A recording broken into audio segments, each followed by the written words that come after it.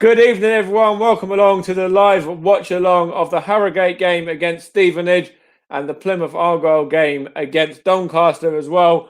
Here with Rye a little bit later as well. He's just sorting out a few issues. And of course, the Stevenage game starts a little bit earlier anyway, so we're going to have the first half of the Stevenage game just on its own.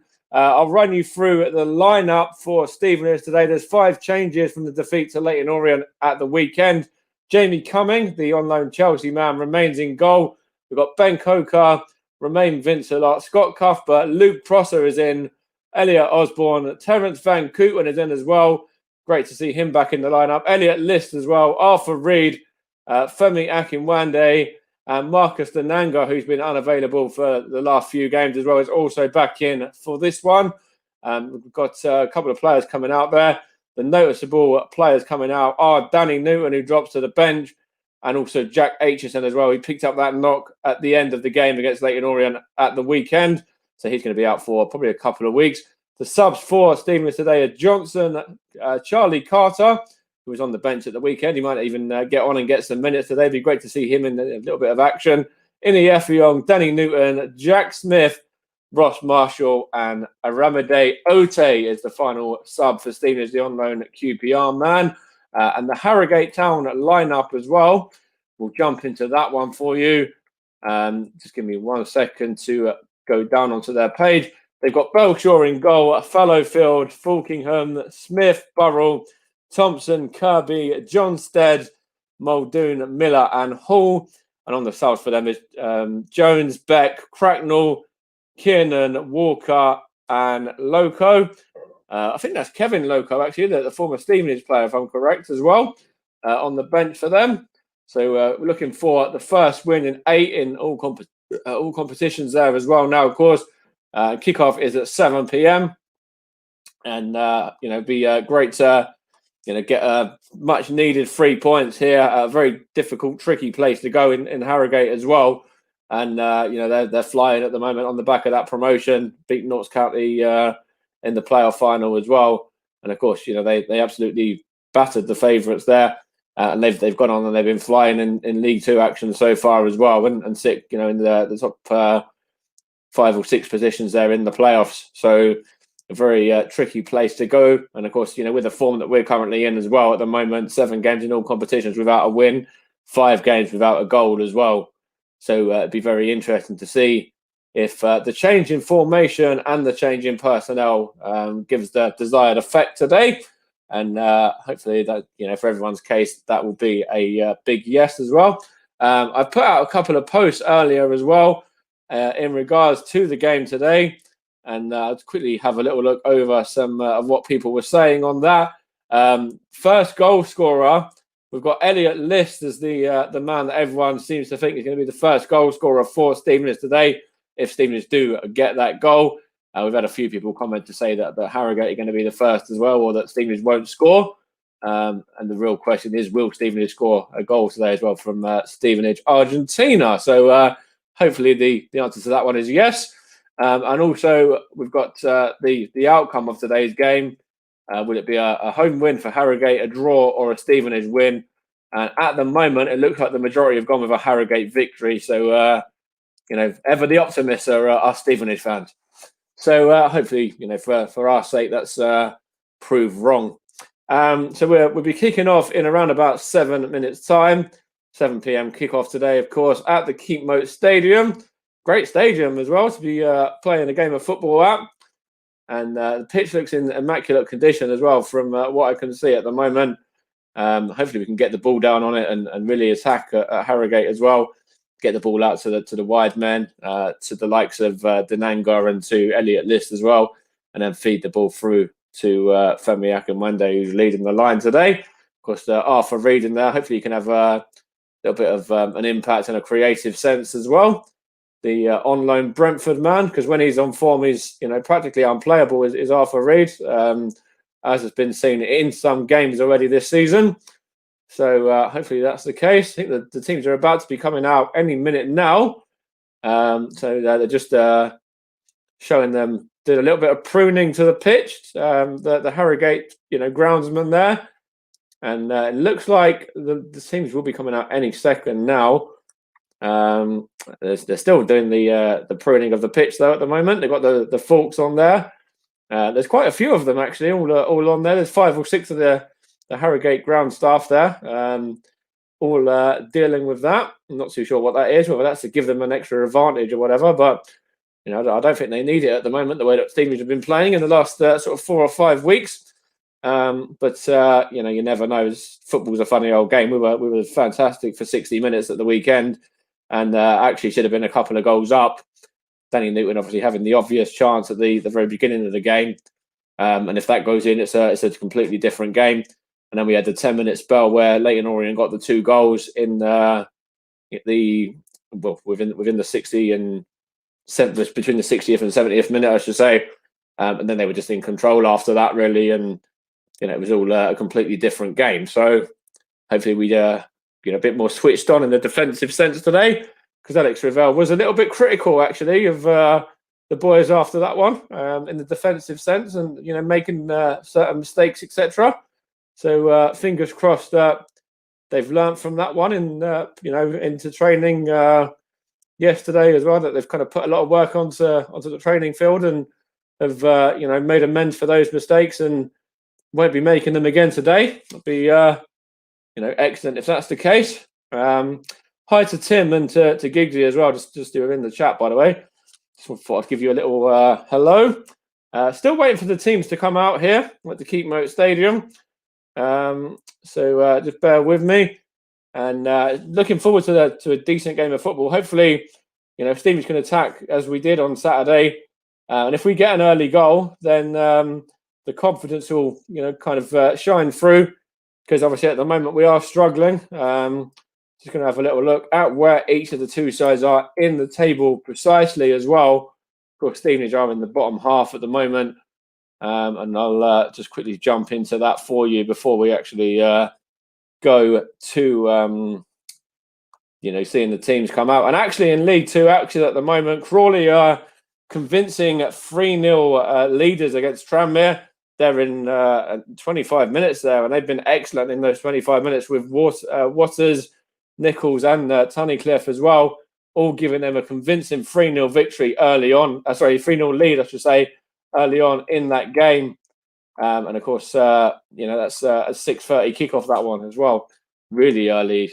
You thought the 7 o'clocks were early, 6:30 for that one. So Harrogate are currently down in 6th. They did lose at the weekend as well. They lost to Colchester by 2-1, and Stevenage are down in 20th at the moment. And the record, the last 5 games doesn't look very good at all. Actually, it's a loss, a draw, and then a loss, and another loss again. And we are just about a solitary point as well above Scunthorpe in the second of those 2 relegation places there.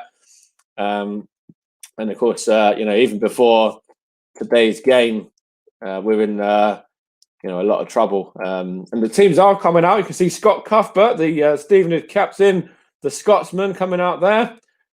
Jamie Cumming as well as Elliot List, Terence Van Kooten. Excellent to see him back. He had the coronavirus to deal with, so it's great to see him back in the lineup alongside Femi Akinwande and Marcus Denanga as well, who I think were other players that were suffering with the virus there, just warming up on the edge of the pitch at the moment. And Harrogate are just coming out as well, wearing their yellow shirts, yellow and black. So Stevenage, of course, drawn in the FA Cup at home to Concord Rangers yesterday. So a winnable tie there for the club to hopefully progress through to the second round. And it is Kevin Loco, the former Stevenage man, on the bench for Harrogate today as well. Today, the number 26. So a familiar face there as well. So just having a look in regards to the lineups again. James Belshaw, Warren Burrell, Connor Hall, William Smith, Ryan Fallowfield, Calvin Miller. Let me jump back into that one again, because it's gone past it a little bit too quickly for my liking there. And then we also had, where was I up to? Calvin Miller was the last one I was up to, wasn't it? So bear with me again while I get you back to that there. Connor Kirby, Josh Falkenham, George Thompson, Jack Muldoon and John Stead as the home side lineup. And they've got a great bench as well by the looks of it there. As the two sides are getting ready to kick off, we are going to be kicking off any minute now. We're just having a look here from Josh as well. Good evening to you, Josh. Hopefully you're well, mate. And it looks like it's going to be kicking off now. Just bear with me while I get the stream back again, because I had to jump back there into the lineups. Let's just wait for this to load up, because it is a little bit slow at the moment. But yeah, be interested to see what happens today with this change Stevenage line up there with the 5 changes today. Be interesting to see if any of them stake a regular claim for their place. And of course, there's some good options on the bench as well, if need be. So the game, I think, is just about underway.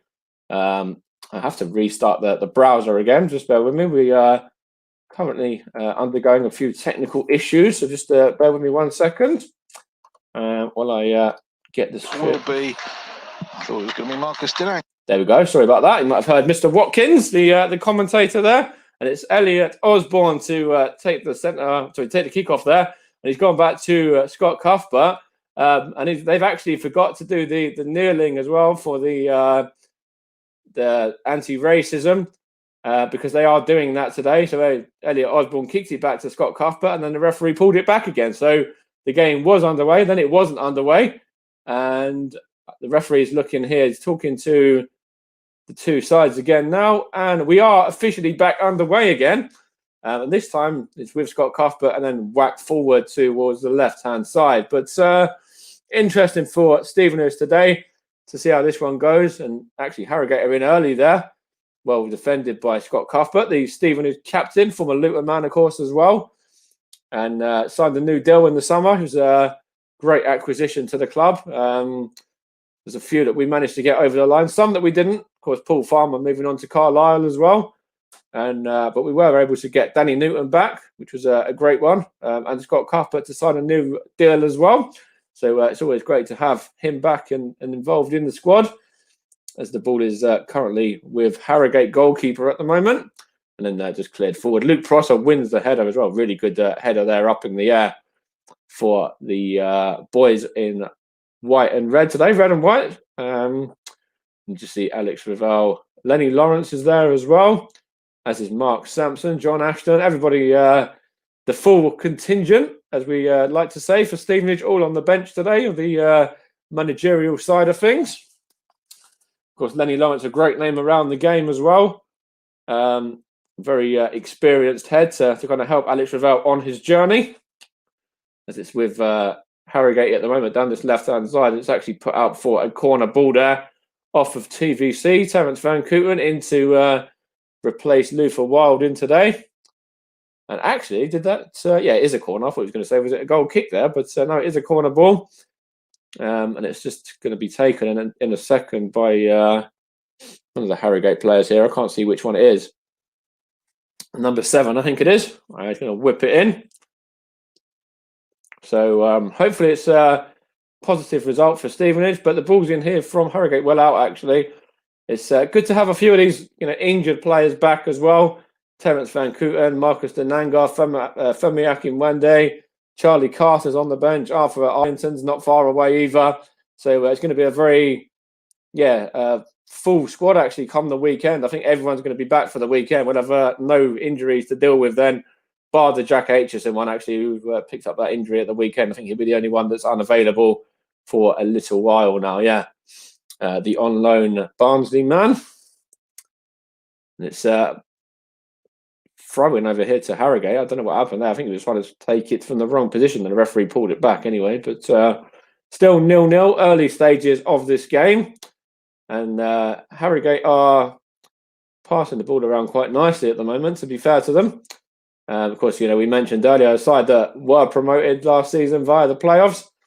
And with the whole coronavirus and the COVID pandemic as well, would have been, up in the air for them as much as it was for Stevenage as well. So two sides that could have easily been playing in separate leagues, I should say, are competing here in the same league today.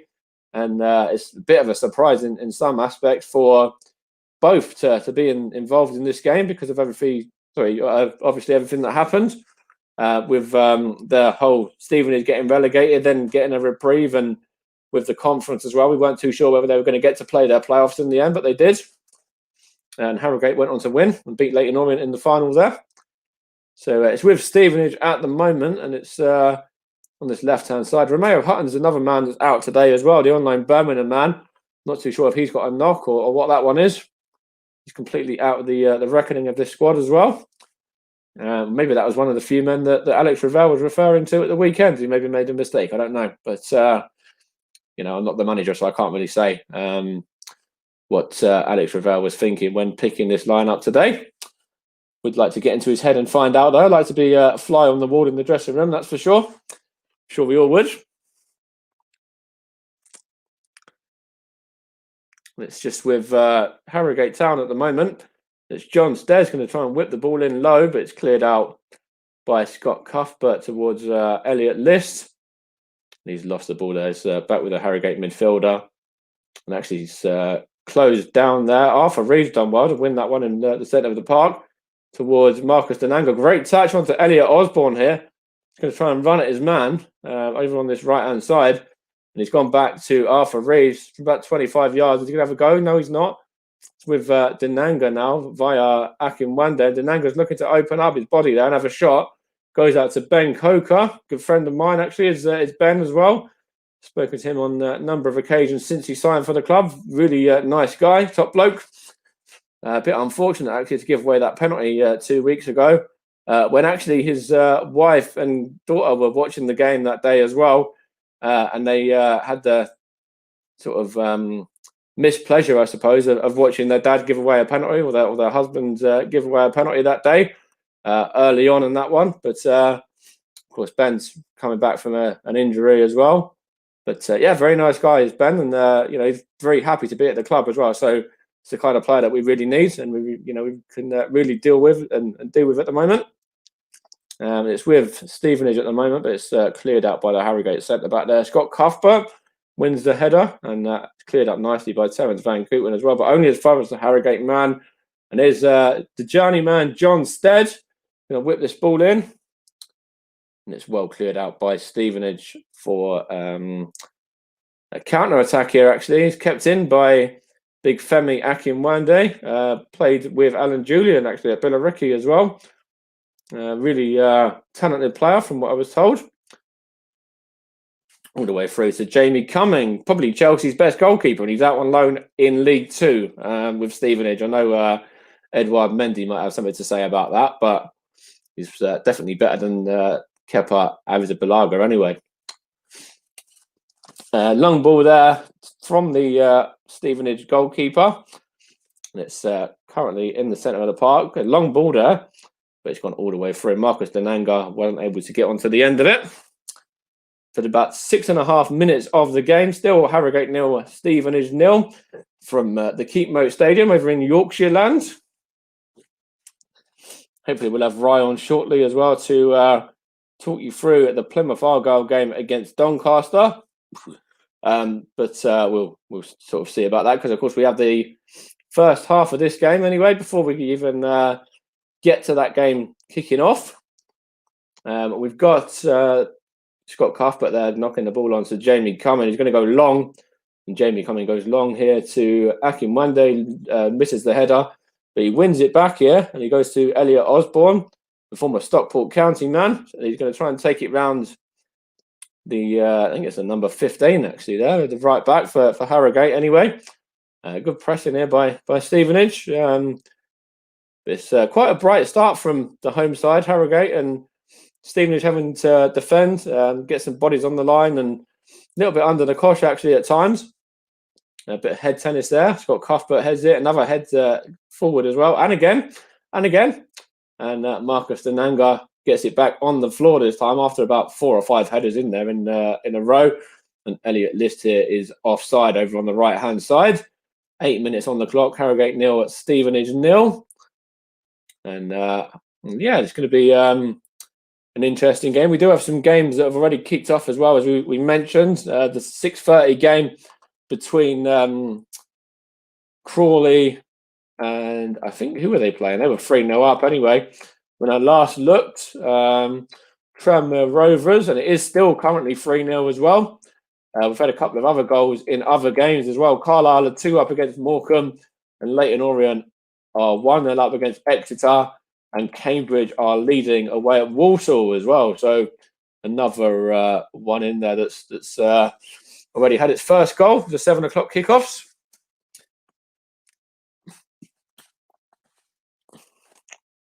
We've had about 9 minutes of the game so far.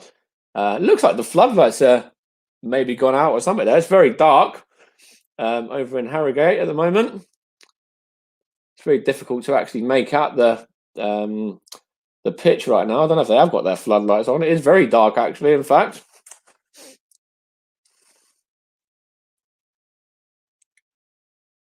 Just foul there by Terence Van Kooten, and it's gone out of play for a Stevenage ball. Don't even know if these floodlights are on. You can see over here on this side, anyway, the right-hand side, is a lot darker than possibly when the ball's more sort of central. But yeah, it's quite dark actually, and you can see what's going on. But maybe they could have a look at that and try and do something about that one. It's given away. John Stead's got the ball there for Harrogate, and that's a great tackle by Terence Van Kooten. Elliot List going to have a go in now. Marcus Denanga. It's Elliot Osborne trying to go down the line to the fellow Elliot in the lineup, but Elliot List wasn't able to get on the end of it. So we're into the 10-minute mark now. I've had the first 10 minutes of the game, still goalless. It's TVC is going to take this throw in here. The Stevenage number 15. And he's going to look to throw it in short, I think, to the nearest man, which is, I think, Elliot Osborne's one of the nearest men. He's going to go down the line as well. No, he does go to Elliot Osborne there. And back to Van Kooten. Van Kooten to Denanga. Denanga goes across to Terence Van Kooten, who tries to whip it into the box, but it's cleared by Harrogate and out for another throw in there. Good bit of pressure from Stevenage, though. Good bit of pressing. And hopefully there'll be a goal to, add into that. It's Van Kooten now. It's Vince a lot there to List. List is going to try and take it round his man, and he's won a corner ball, I think, over there, is he? I think the Stevenage have won a corner now, which Arthur Reed is going to take, the unknown Brentford man. As we got some... He's just walking over to get the ball. Of course, with COVID, the players have to do it themselves. The fact it's all under behind closed doors at the moment, with no fans, etc. Arthur Reed is going to take this corner ball. He's going to whip it in. It's a good corner as well. And it is actually a good clearance by the Harrogate man, the centre back there, to get his head on it. A bit of counter-attacking football. But it's well tidied up by Luke Prosser, and it's Femi Akimande turned his man nicely there. He goes out to the left-hand side. He goes into the box. It's well cleared again by Harrogate, and on the counter-attack they go now, and Romain Vincelot there tries to foul his man, but the referee let the advantage play first of all, and I think he's pulled it back now for that free kick. And Denanga's having a talking to with the referee, and here is the referee now having a chat with Romain Vincelot after that foul there that he just made, because he did try and stretch for the ball, but he miscontrolled it, and then the Harrogate player was able to win the ball and go on a little run, but couldn't do anything with it. So the referee pulled it back, and they have just won a corner off of Terence Van Kooten right now as well. So a bit of pressure from the home side at the moment as we enter the 13th minute of the game. So let's have a little look what's going to happen in from this corner. I'll have a look at some of the other scores as well in a little while, just to make sure I don't miss anything, in terms of other games, etc. as well. So we'll jump into that in a little while. As Harrogate take this corner ball, and it's well headed up in the air. There's a bit of a scramble, and it's fired over the top there. Is that John Stead in there? Stuck a boot out, and it's gone over the top. I think it might have been. As we've got some fireworks going off here as well. It's firework night next week, but you might have heard some fireworks there in the background as well.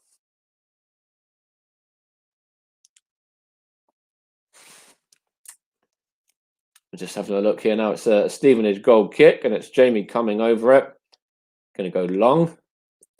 Of course, Stevenage fans, you are allowed to go to the new North Stand bar to watch Saturday's game against Grimsby Town. If you book to go down and watch Saturday's game, you're allowed into the North Stand bar there. The bar is going to be showing the early game, a lunchtime game, and it will have the Stevenage game on afterwards as well. The Stevenage game at home there at the Lemex on the big screen in the bar for those that want to go down to the stadium to get a fix of being at the ground. I know you can't go into the ground, but might be the next best thing. It's a possible option for some people.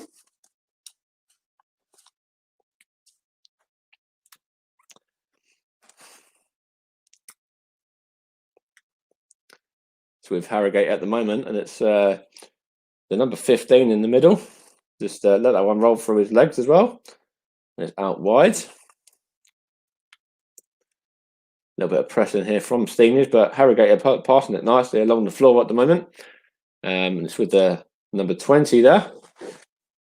It's going to go out to the left back, is he? Let's have a look here. It's going to go long anyway. To the right-hand side, actually. It's well up in the air there. And it's a foul on Vincelot this time, is it? Referee says no. He says play on or play advantage. That's as much as a foul for me as the one that Vincelot gave away. As the ball goes out of play here now, Marcus Denanga wasn't able to keep it in. We've had 15 minutes so far of the game. Harrogate 0, Stevenage 0. And the ball is all the way back with the Harrogate goalkeeper. And they're just going to pass it along the back here. So some of the other latest scores as well. We've got loads of goals, actually. Crawley are 3 up, as I said earlier. That's half-time now. Bolton leading Bradford. Carlisle were 2 up against Morecambe. Leyton Orient are 1-0 up against Exeter. Barrow are leading against Mansfield now as well in one of the other games there. And I think let's just have a look to make sure that we haven't missed any obvious ones. Scunthorpe and Salford, of course, is postponed as well. But no, it doesn't look like we've missed any others. As we go back to the live action here at the Keepmoat Stadium, still 0-0.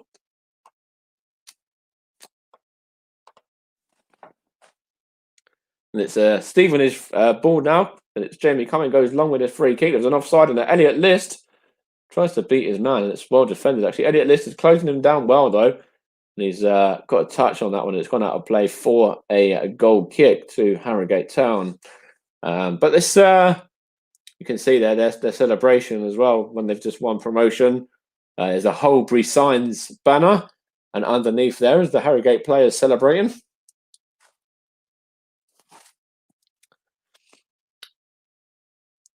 And of course, Stevenage, a bit fortunate. Some might argue to even be in this position in League Two as well, with Alex Ravel in charge as the manager. As I think we've got Rye with us, have we now? Yeah, they're at the Weatherby Road Stadium, which is the home of Harrogate. Now they're back at their hometown stadium. The Keepmoat is not being used for Harrogate, as Harrogate have actually got their grass back to normal now. Okay, fair enough. When it come up on the screen there, it said the Keepmoat Stadiums. I was just referring to what it was told on the iFollow there, but thank you for that. And I'll quickly run you through the teams for Argyle tonight. As in goal, number 1, Michael Cooper. Number 2, Callum Watts. Number 4, Will Aimson. Number 8, Joe Edwards. Number 9, Ryan Hardy. Number 10, Danny Mayer. Number 17, Byron Moore. Number 18, Tyrese Fornah. Number 24, Jeremy Okapu. Number 28, Panucci Kamara. And number 31, Luke Jeffcott. And on the bench is sub-goalkeeper Jack Ruddy, number 24. No, he's not. It's number 21.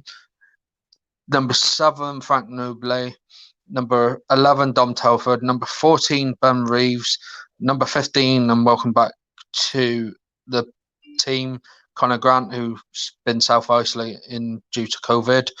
Number 27 is Ryan Law, and number 28 is Timmy Abraham. Hi to Alfie's in as well. Evening, Alfie. Hopefully you're all right, mate. I know he's watching the Stevenage game as well.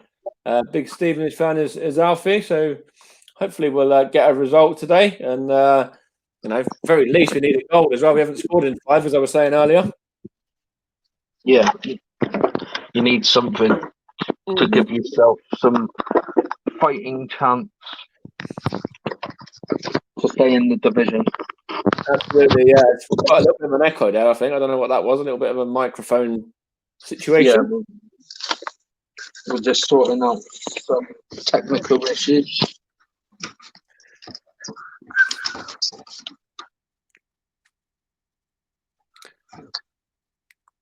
It's a good ball actually by Harrogate down the line there now. It's well cleared by Scott Cuthbert, and it's Ben Coker there goes and clears that one in the air.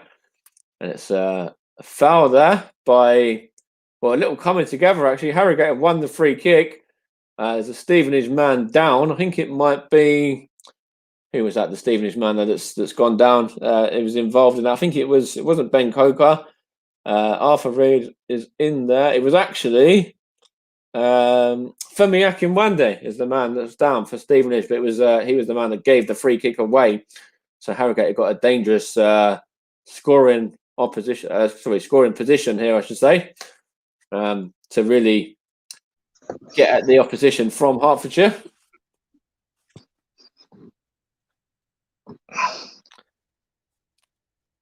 It's a good ball in actually as well, and it's well cleared by Scott Cuthbert. He got a last touch on that. Is it corner ball? Looks like it is. It's just setting up for it. So yeah, that was the big Scottishman that got his head on that one last.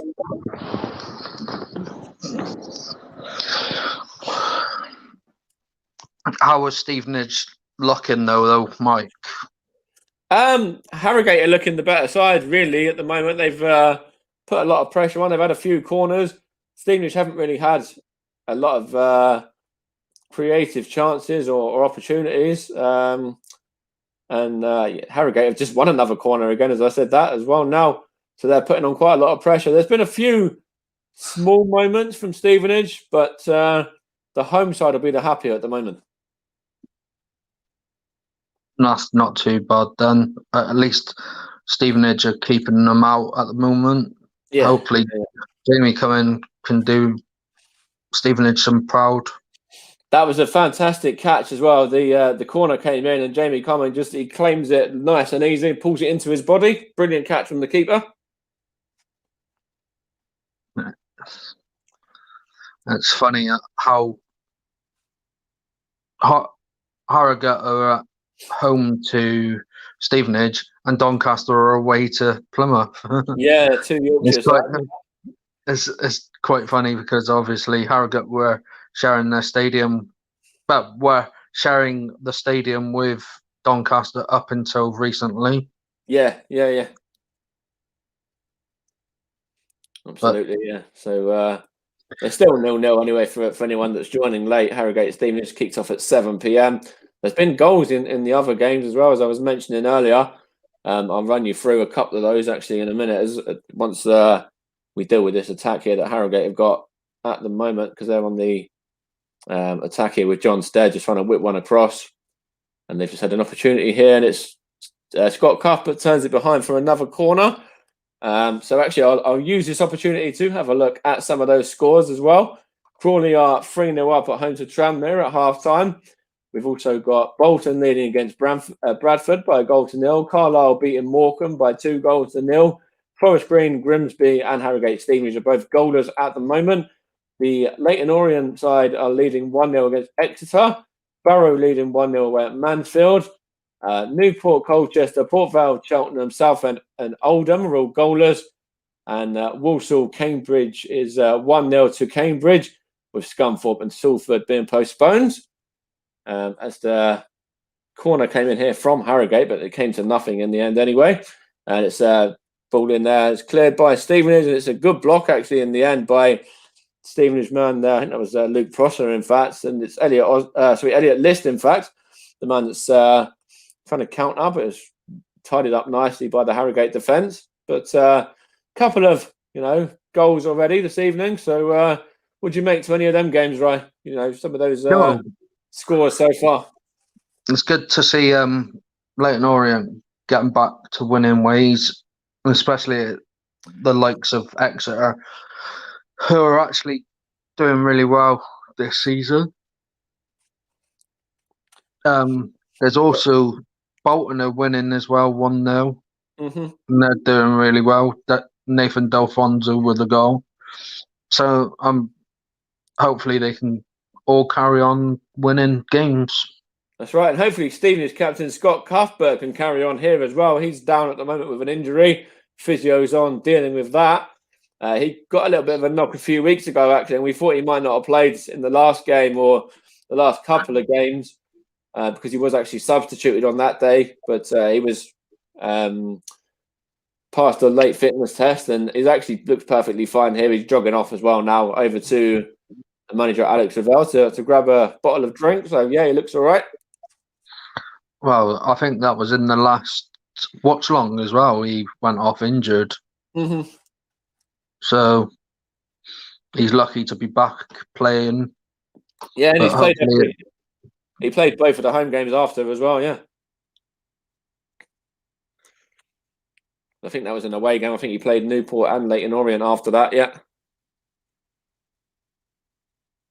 I'm just getting ready for the next 20 minutes while Argyle kick off against Doncaster. Yeah, so your game will be kicking off just as we're at half time as well. So we'll have 15 minutes of just pure action from the Argyle game. Yeah, hopefully some goals as well. Well, who knows? Both teams are in the top half of the table. Could be anything could happen in this game. Yeah, two good sides. Yeah. I mean, we've got a great home record, and I'm sure Doncaster have got a great away record. So, Steve got a chance here. Femi Akinwande was in the box, but it was well cleared. Terence Van Kooten here is going to knock it on to try and win the ball, actually, to Elliot Osborne there, who just touches it out of play for a Harrogate throw-in. Still goalless, 26 minutes played. Well, at least you haven't conceded, which is a good thing. Yeah. Also means that my prediction of a 0-0 is still on as well. But, I don't really want to get into that too early on. But, you said about the fact we haven't conceded. A lot of people have said we're not going to score as well. So, I really wanted to be as positive as I could be and as optimistic as I could be. And the fact we haven't scored for a while, I kind of didn't see us scoring again. And, hopefully we can keep Harrogate out. But I predicted a boring 0-0, or hopefully not a boring 0-0, just a 0-0. But I'm the 0-0 expert, is what everyone seems to be calling me on the channel since the weekend anyway. Well, yeah, you are the 0-0 expert at the moment. Just a correction, number 26 is Jack Ruddy for Plymouth Argyle, not number 21 that I said. The chance here, Ben Coker's knocked it onto Arthur Reed. He's going to try and deliver the ball there, step overs as well. And Coker, the former Southend man, has won a throw in here on the left-hand side. It was good trickery there from Arthur Reed. He was showing a little bit of, silky skills going one way, then the other. It was a bright little bit of play from the young former Luton academy man.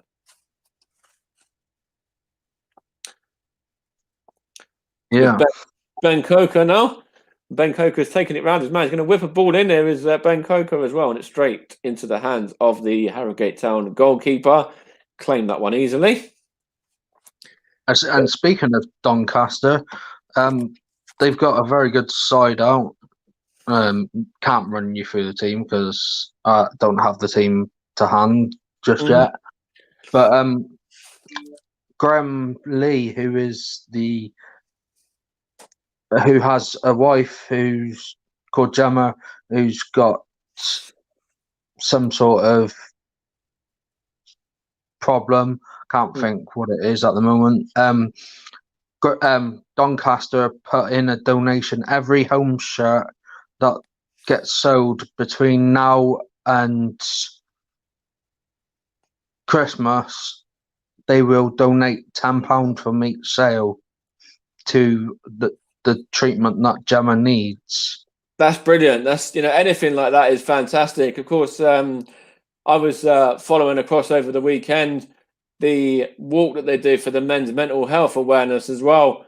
I saw a little bit of that on the Twitter over the weekend, and back that as well, because that's a great cause. That another really fantastic cause there for the mental health, and of course, Mind is another charity that's linked in with the EFL quite closely as well. Big mental health charity, and a charity that I volunteer for personally as well. Yeah, well, I mean, Graham Lee was the captain of Doncaster Rovers for 3 or 4 years, so it was a great gesture for them to do that. That's right. It's excellent. If you've got a spare couple of pounds, £40 or whatever it is for a shirt these days, then of course, we're big advocates of supporting anything like that in any way that you can.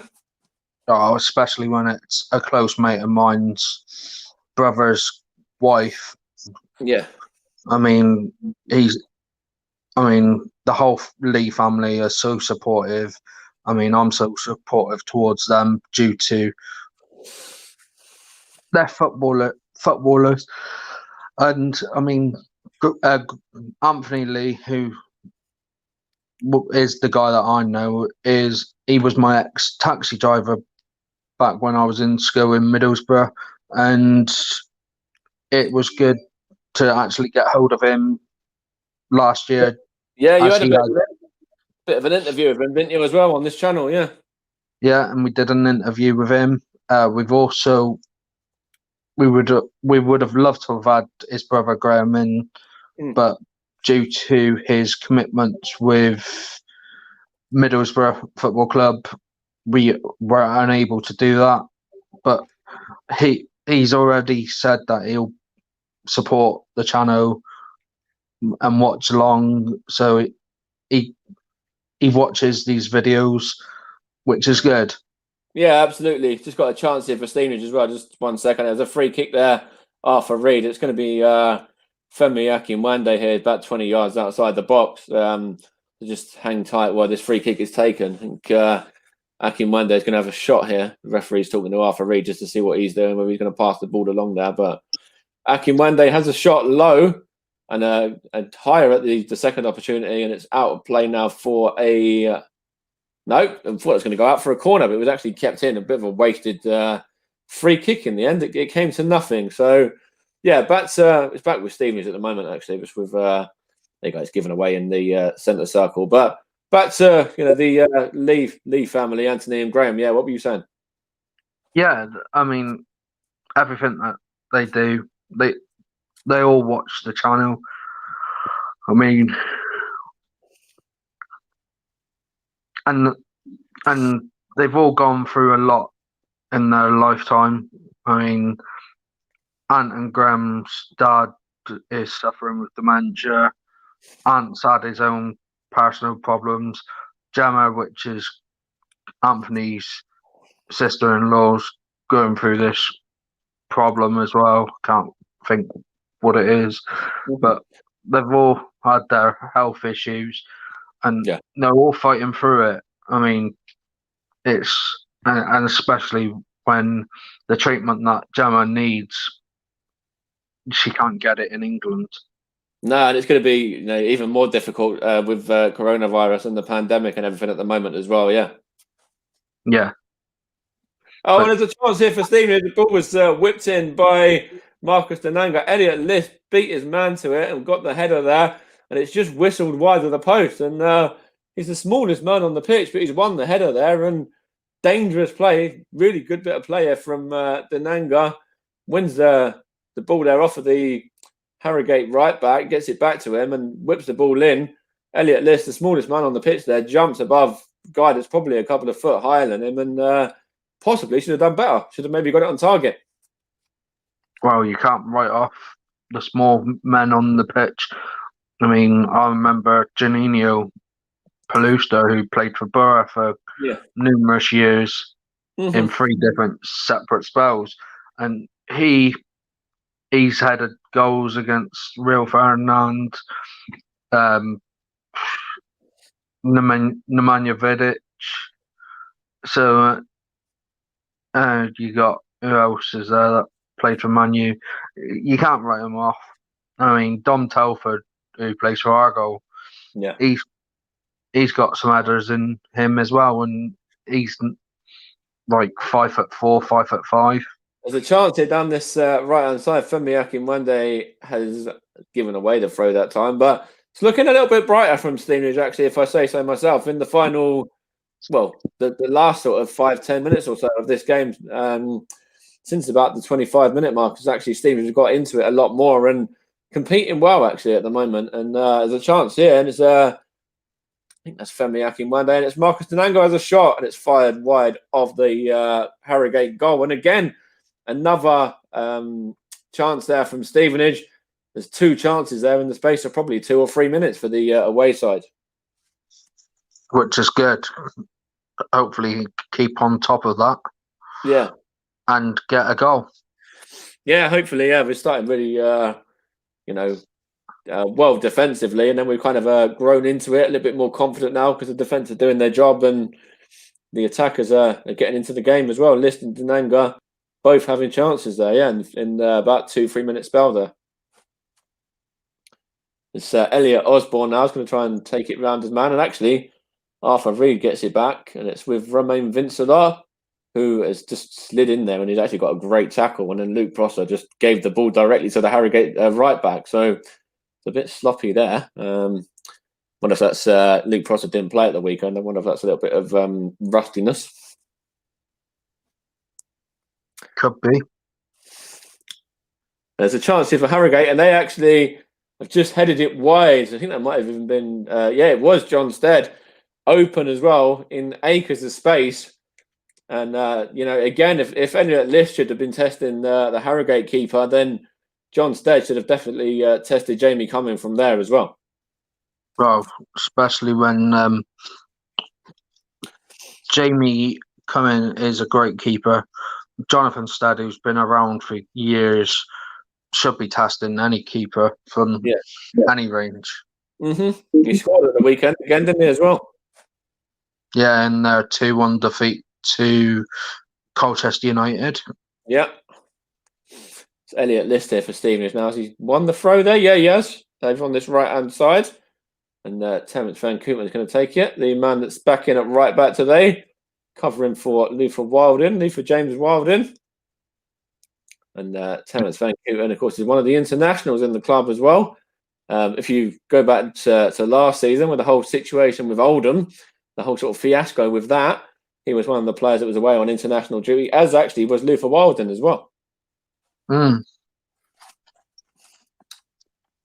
Let's see if we can run through some scores. Mm-hmm.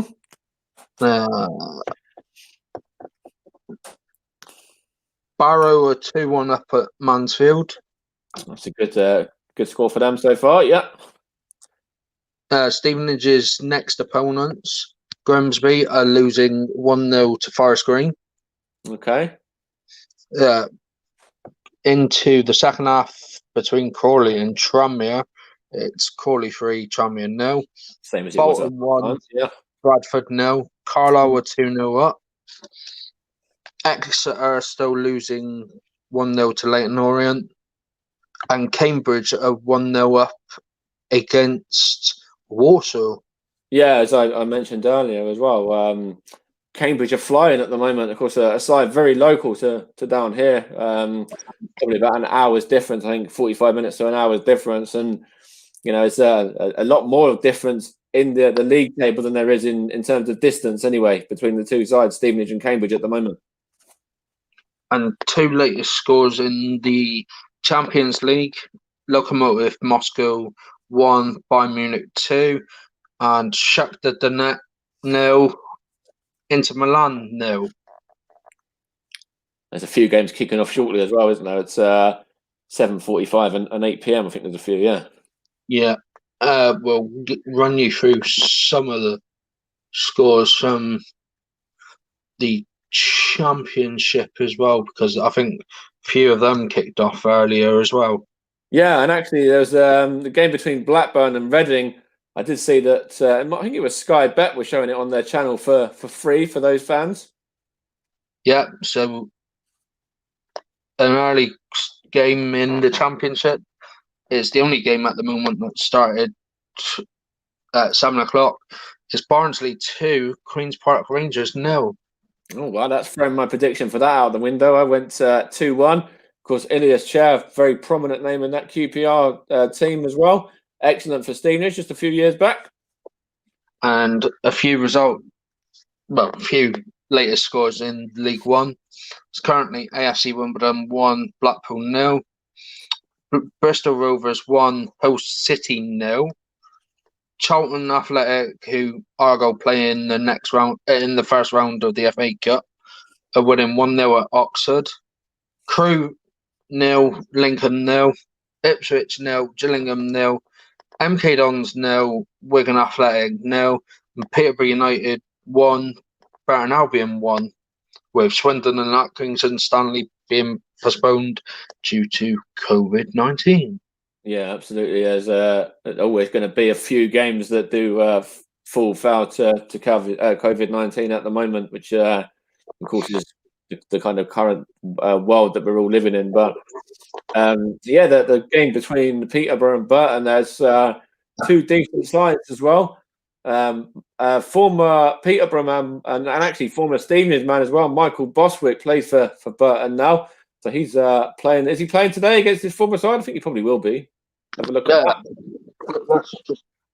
Let's just quickly have a quick glimpse of that. Yeah. He also played for Lincoln as well. That's right, he did. He played with Ben Coker at Lincoln and Tom Pett as well, yeah. You do. Burton lineups. And I can confirm.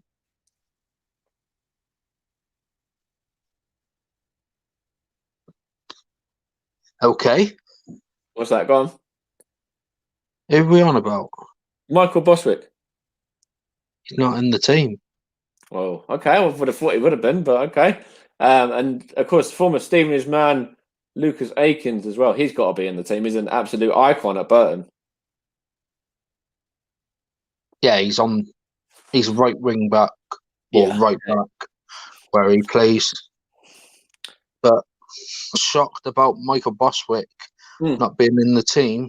Might have been maybe an injury. Yeah. I'm just having a look now. Yeah. Obviously joined. Then let's see if there's any latest news on him. Mm-hmm. Yeah, he's picked up an injury. He's out for at least 4 weeks. Oh wow! So hopefully he's going to be feeling better soon and better quickly as well. Of course, we don't want any player to be out long term. He actually picked up the injury at Argyle. Oh, did he? Okay, so just a few weeks ago, was it? In their 2-0 defeat to the mighty Greens. And it's with just back to this game. It's with Stevenage, Denanga, Romain Vince a lot, and it's Terence Van Kooten who tries to play it down the line there, but it's well intercepted by Harrogate. We just got about 3 minutes of the 45 to play, still goalless, and so I think it's probably about time I give you a little rundown of how I think the game's gone so far from a Stevenage perspective. I think the first 20 minutes or so, we were dealing with an awful lot, but defending well. Scott Cuthbert was winning a lot of headers. Luke Prosser as well. He's just won a header there, in fact, as I said that too. And defending really, really well. And then actually from about the 25th minute onwards, it's been a bit more of an even game. And Stevenage have had those opportunities as well through List, through Denanga. Harrogate had that one through John Stead as well. None of them testing the goalkeeper out of those three, but they're all opportunities. And I think Alex Ravel will probably be fairly happy if it stays 0-0 between now and half time. Sort of, the 45-minute mark, I should say. I've just watched Doncaster Rovers players come out from the Barn Park and Argyle. And the linesman still had his mask on. Protection. He's protecting himself from the Doncaster players. But he was just checking if they were all Yeah, that's all good. tidy and all that. Uh-huh. But that was quite funny. But there's a few people here at the Harrogate game as well. You can see the players in they're very socially distanced, but it's not actually a stand. It's more a seated area. It's more a stand by the looks of it. yeah, so I'll quickly run through the Doncaster Rovers team. It's Joseph Berzik, Cameron John, Tom Anderson, Joe Wright, Brad Halliday, Benjamin Whiteman, Matthew Smith, Reece James, James Coppinger, John Taylor, Feji Okanbury, James Coppinger, who is a big name to the Lee family as well. Yeah, and for Jerry Okanabiri, it was actually a Stevenage Youth Academy product and played a few games for Stevenage in League One. So Arthur Reed's just picked up a yellow card here for the Borough actually as well for a foul there on one of the Harrogate players. He slid in and it is definitely a yellow. But for Jerry, there is a name that a lot of people around Stevenage know. Yeah, I can't say the subs because I've just missed that, but I can say one of the subs that are on the bench for Doncaster. It's Southampton loanee Josh Sims. Yeah, of course, he's a great player. I think he was in the under 23s maybe that played against Stevenage. I know Stevenage beat them under 23s the other week. He might have even been in that lineup. I'll have to double check at half time, but I think he was. No, I don't think he would have been because he's been at Doncaster. I know there was a few that were. Jake Hesketh was, who's now at Crawley Town, and he got an assist for them today already. Yeah. Trying to see who the referee is. Got 2 minutes of this half remaining. The injury time now, 2 minutes here. Into those as well. And it's a Harrogate throw-in just in front of their dugout as well. Just they're just going to get the ball. Actually, it's a Stevenage throw. I didn't even see this. I thought they just whacked it out of play there, but it's actually might have just gone back from a Stevenage throw. And it is Ben Coker, and it's right on the very edge of the Stevenage own. And we're just about to get underway here at Home Park with Doncaster kicking off. Okay, and we're about a minute away from half time. So we're underway. And when it gets to half time, I'll leave you with Rye for those first 15 minutes of our goal so I can go and grab myself a drink as well. Yeah. Tidy game this should be. As Therese Fonar, who's playing in the CDM role, the on-loan Nottingham Forest man. It's with Harrogate actually back in this game as well. Still 0-0.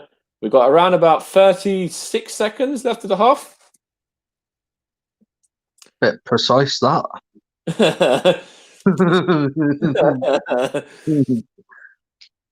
But Doncaster definitely come here to pick up all 3 points. Yeah, Darren Moore is a good manager. Fajiri's a good player as well. He was on fire actually a couple of seasons ago. We've got the last few seconds here now. The whistle should be going any second. Referee hasn't looked at his watch yet, though, as the ball's whipped in by Harrogate to Jamie Cumming. It probably will go now. And there it has gone. We are at the break. And it's Harrogate Town 0, Stevenage Football Club 0. I'll leave you with Rye for the second part of this stream, just for a minute, while I go and grab myself a drink, and he'll talk you through the first 15 minutes of our goals game against Doncaster, and I'll be back for the second half. Catch you in a bit. So, Argo kicking from right to left, Doncaster left to right, and Argo are chasing them down with Luke Jeffcott, but it's been cleared upfield to the Doncaster striker. But it's now into James Coppinger, who is set to retire at the end of this season. He's just won his side a corner as well.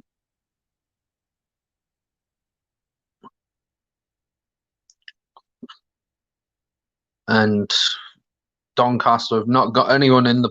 Well, they've got a couple players in the box, but they're trying to do a zono outside of the box, run into the box, but it's quite cleared, and Will Ameson's cleared it out for another throw-in.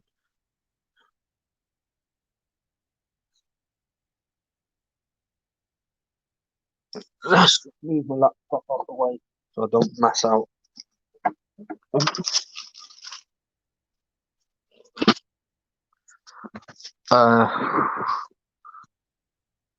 And Doncaster have just whipped the ball in, but it's gone over everyone, and it's Joe Edwards, the Argyle captain tonight, at right wing back. It's Callum Watts on the left side of the three-man centre backs, and Ryan Hardy and Luke Jeffcott up front. I mean, this is going to be a big test for both strikers. I mean, Jerome Opoku, he's a left-sided wing back, but he's actually playing in a back three, and he's in the centre of the back three, as he's just won the ball there. Danny Mayer, Luke Jeffcott, who's an Wales under-21 international now. It's with Doncaster now anyway.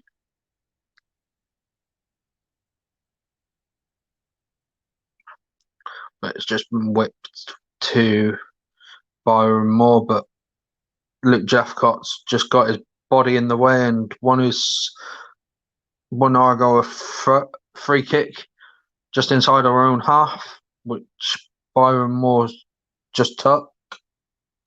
He's played it back to Callum Watts, who's played it back to Byron Moore on the left-hand side, playing in place of George Cooper for the second game. It's now with Will Ameson, who's gone up to Luke Jeffcott. Therese Fornard has just played the ball long, and he's just found Ryan Hardy, but it got blocked out. Luke Jeffcott's just played it out to Joe Edwards. Therese Fornard, Danny Mayer, Byron Moore, who can play on either flank. Danny Mayer's just got his ball in, and it's just been cleared there by the Doncaster defence, but it's back with Argyle. Byron Moore on the left-hand side. Cuts back, plays it to Callum Watts. Callum Watts gets a cross in, but it's blocked and gone out to Panucci Kamara. It's now with Jerome Opoku, who's taking Niall Canavan's position there. It's now with Byron Moore down the left-hand side. And he's just won his side. Oh, no. It's gone out for a goal kick to Doncaster.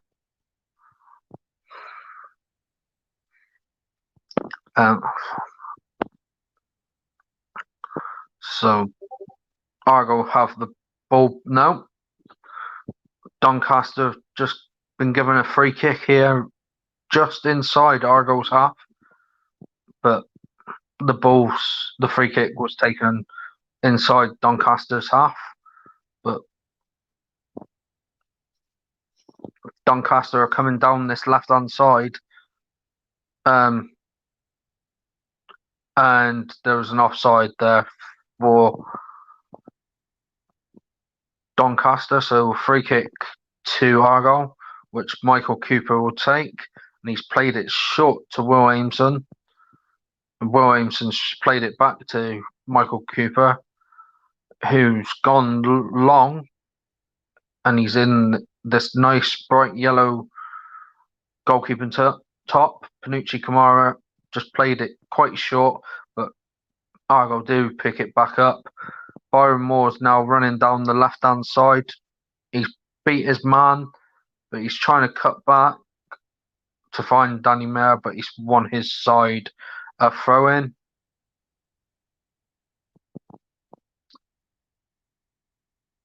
And Danny Mayor's just down the left-hand side there.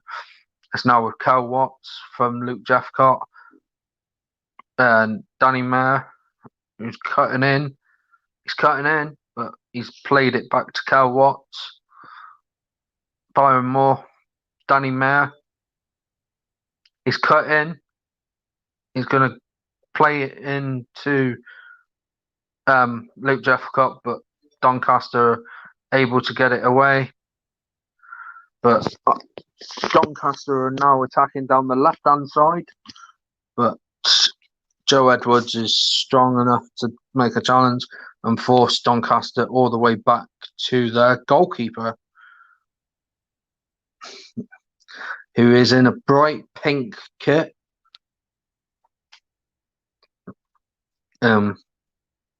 He's just kicked it straight out of play into the Argyle half. But Byron Moore take this throw in front of the Lyndhurst stand.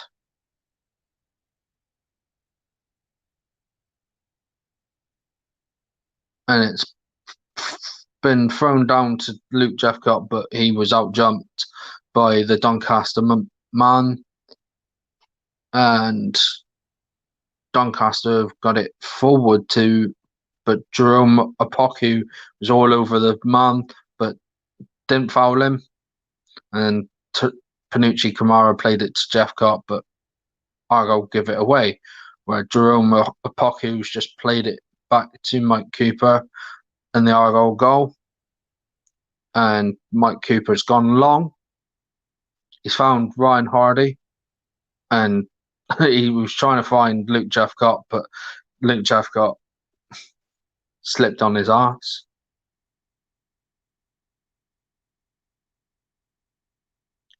But Doncaster have it back anyway.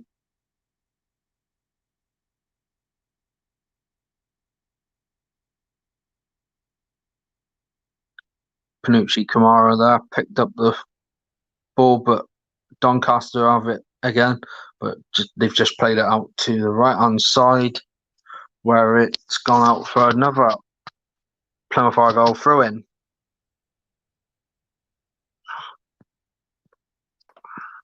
And I'm back as well now. I've just got some stats for you actually in regards to this Stevenage game against Harrogate that I'll bring for you now as well, because we will be coming up with the second half shortly.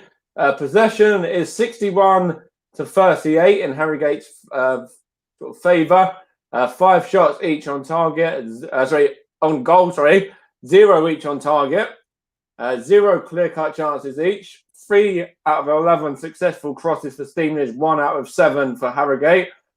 No, get it right. Vice versa, in fact. And then 2 out of 5 successful dribbles for Harrogate, and 1 out of 4 for Stevenage. 5 corner for the home side and 1 for Stevenage. And Stevenage has been caught offside twice to Harrogate's once as well. And that is a couple of stats there. But the club, actually, I've just seen the tweet that Stevenage put out in terms of they seem to think it's a positive performance so far. Largely, I'd say I agreed as well. Defensively solid, and we have created a few chances as well. Not on target yet, but we've got some players on the bench that can make a difference. Danny Newton, in the Effiong as well, can come on and really get help us get a foothold of the game. Amongst other names that are on the bench as well are the likes of Charlie Carter, very creative midfielder, and Aramide Ote as well, another player with attacking intent. So there's 4 players there that the club could bring on to maybe get the 3 points and try and turn this 1 point into 3. As Argyle have just won themselves a free kick, Danny Mayor was just being manhandled. Referee tried to play advantage, but Danny Mayor couldn't do anything, so the referee pulled it back for the free kick. That's right. Today's halftime was sponsored by Miniature Cadbury's Heroes. I've got some whispers here and Cadbury's Flakes, etc. Therese Fornage just played this out to the left-hand side, but it's too long for anyone. And it's gone out for a Doncaster throw-in. Mm-hmm.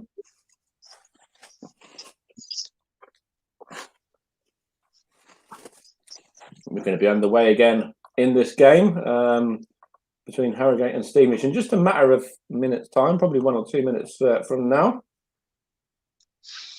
Yeah. It's currently 0-0 with Plymouth Argyle and Doncaster. As you can see on the screen, we have got our little video printer of the game. Cambridge 1. Excuse me, that was I don't know if you heard that, but that was the Walsall 0, Cambridge 1. Thank you. Thanks for that.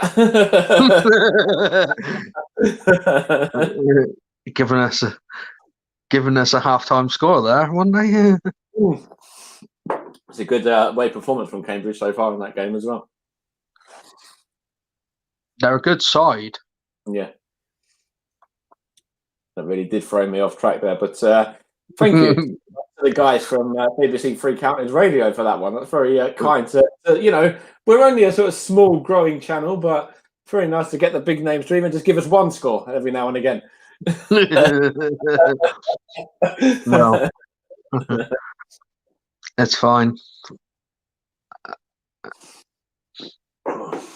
And as we did cover the FA Cup draw yesterday, as Argo have got Charlton away. Stevenage are up to Concord Rangers, yeah. So 2 good ties there. Hopefully it'll be a flying start to the competition for Stevenage as well. Excuse the pun. Concord. Oh yeah, ignore that. No, it's because I'm on my phone. I use my phone doing these watch-alongs because I watch the games on my laptop and connect it up to the TV. Yeah, that's a good idea. Yeah. Because it makes it a bigger screen and you see more of the game, man. Yeah, it's a good idea. Just having a look here. The 2 sides aren't out yet, but it shouldn't be too long. Yeah, didn't even mean to click that either. It's because I'm trying to change the banner because I'll tell you what, Stevenage fans, I've got a feeling, and you can come and give me stick and give me abuse all you want if I'm wrong, but we're going to score today. We haven't scored in 5 games, but we'll score in this half.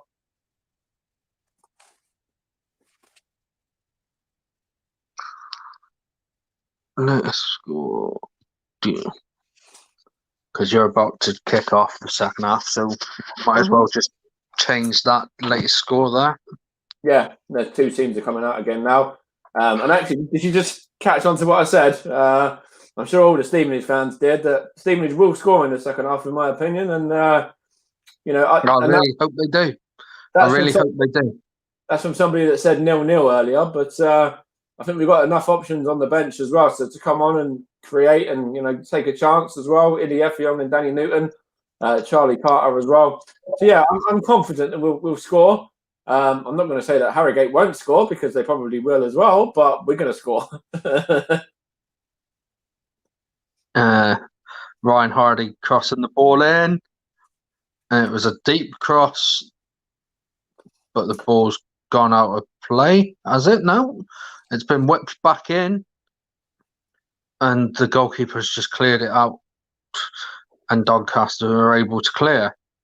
And we are just about to kick off. Actually, the man with the bags, I don't know if that's the physio bags, whatever, he's just running across the pitch there.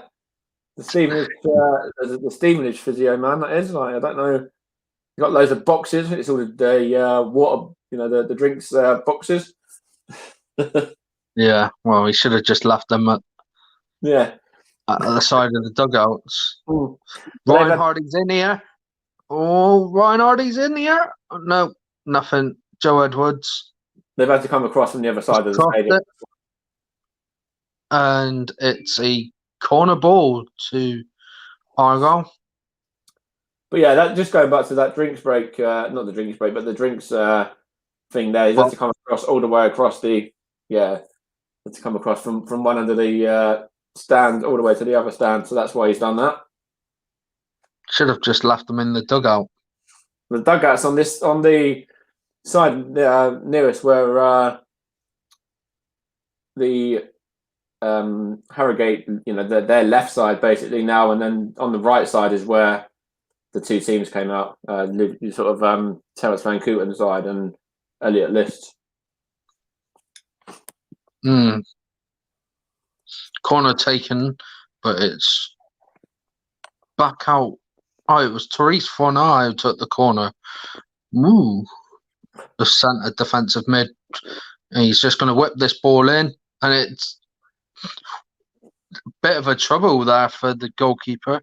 But I love it how you say that, because Jamie Cumming, he went to try and claim the ball there as well, and it bounced up and it actually went through his hands and he kind of dropped it on the floor. So it was actually, just as you said, there was trouble for one goalkeeper, there was trouble for a goalkeeper in this game as well, because I think it might have been John Stead who whacked the ball out of Jamie Cummings' hand there.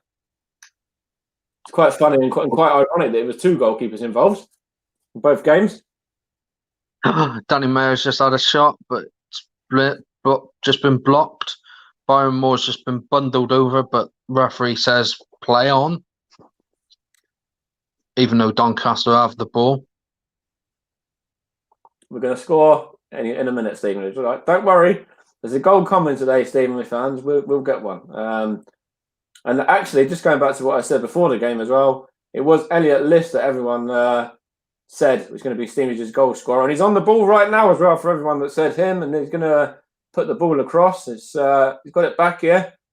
But it was cleared that time. He's more trying to create something there. But there's 50% of people that said Elliot List is going to be first goal scorer for the club today. So he's on the ball again. He's looking quite prominent in the first 2 minutes of this half.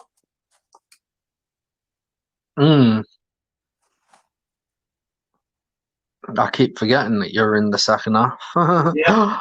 Oh, you should have done better with that. Who was that? Byron Moore just had a cross. Yeah. And Luke Jeffcott's just played it straight into the keeper.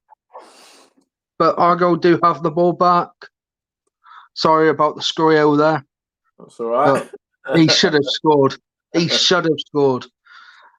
I mean, the watch-along that Argo do with the fans' trust. Yeah. I'm sure Simon Hallett would be screaming at the Zoom. Yeah, the chairman, because you were watching the game with him at the weekend, weren't you? Yeah. Not the weekend, last Tuesday. Last week, yeah. So that was good to... What was it like to actually be on a call, with the chairman? What was it like to get his point of view? Oh, it was nice, but I was coughing my guts up, and because we actually lost to Lincoln. Yeah. 2-0, but we did draw with Wigan at the weekend. So Danny Mayer here playing a nice ball out to Byron Moore on the left-hand side. He's got it back. Come on. Danny Mayer's there. He's played it into Ryan Hardy, but Doncaster are appealing for an offside.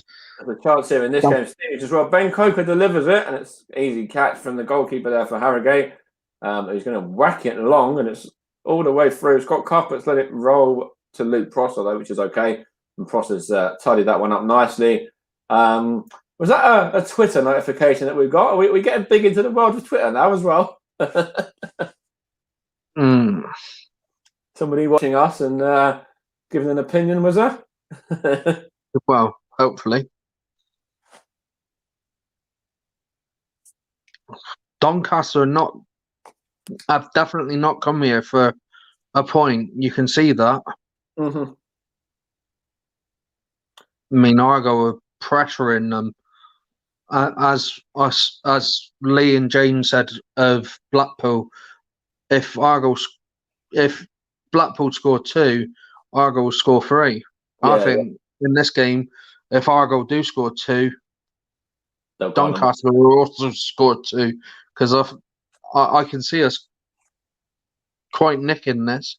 Yeah. The way we're pressuring them, but it's a good game so far. I'm happy. I'm happy that it's currently 0-0. I think we should get onto Twitter, because that was the second notification I've just heard there. Somebody's watching the game and giving us a bit of feedback. Anyway, I'm sure. Well, it depends if it's our notifications, because Twitter notifications could be anything. Yeah, true. But it's Especially with Arthur Reed for Stevenage now, and it's Ben Coker trying to go down the line, and it's with Harrogate, the defender there's going to tidy it up and go long. It's still 0-0 into the second half, of course. 50 minutes on the clock, and the best chances for Stevenage are probably the Elliot List and Marcus Denanga chance. I think probably the Elliot List out of the two. And here's Elliot List now, and he's trying to get there ahead of the Harrogate man, but it was well defended actually by Harrogate Town there. And it's still 0-0, as I was just saying. Then looks, the first 5 minutes here, Harrogate look quite content to sit on it and to, pass the ball around, etc. And Stevenage are probing, so positive signs.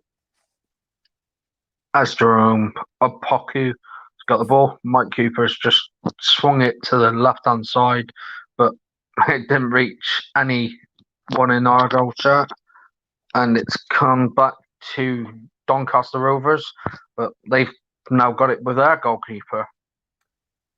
That's with Ben Coker for Stevenage in this game as well, over on this left-back position, and it's throw in there. It's thrown in towards Femi Akinwande. That was a bit of a hoof clearance by Harrogate's number 20 there. And it's given away. Stevenage got it back. Romain Vincelot is in the centre of the park there. He's got it now. He's gone back to Ben Coker. He's whacked it long towards Marcus Denanga, who is going to try and get that one, but he's not able to get there before the Harrogate defender, who just sees it out of play for a goal kick. And Luke Jeffcott's just fouled his man, I think, there. As Doncaster have just tried to shield the ball out. Or, no, he didn't foul him when the throw-in's been given. So,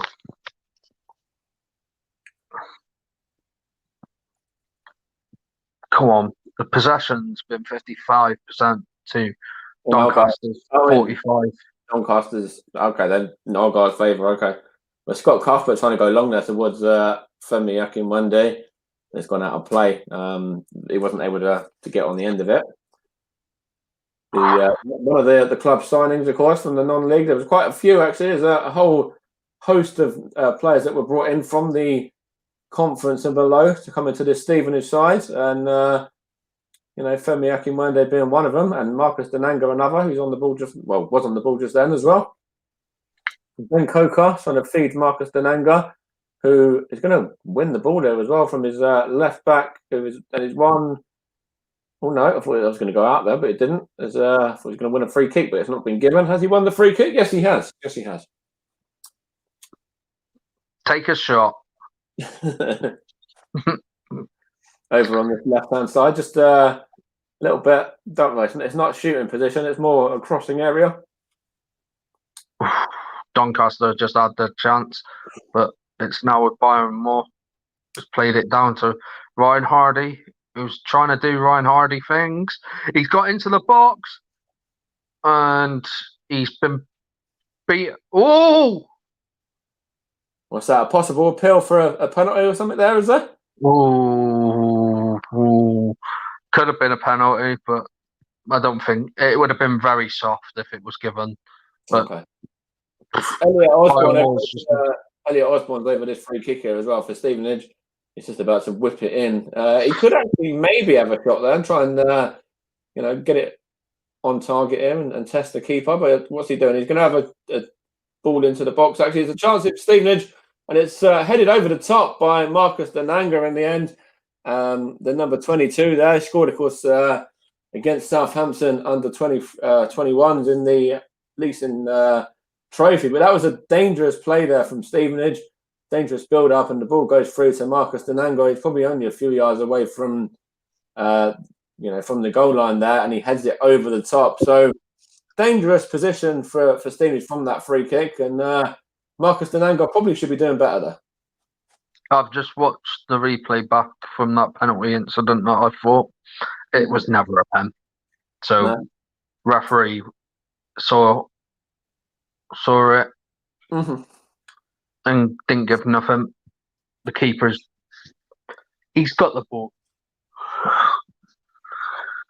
Just ball's gone out there for Harrogate, and the number 2 tried to keep it in, and actually he almost collided with the linesman there as well in the end, but the linesman moves out of the way a little bit as Stevenage get this throw in, and the lights seem to have gone out again.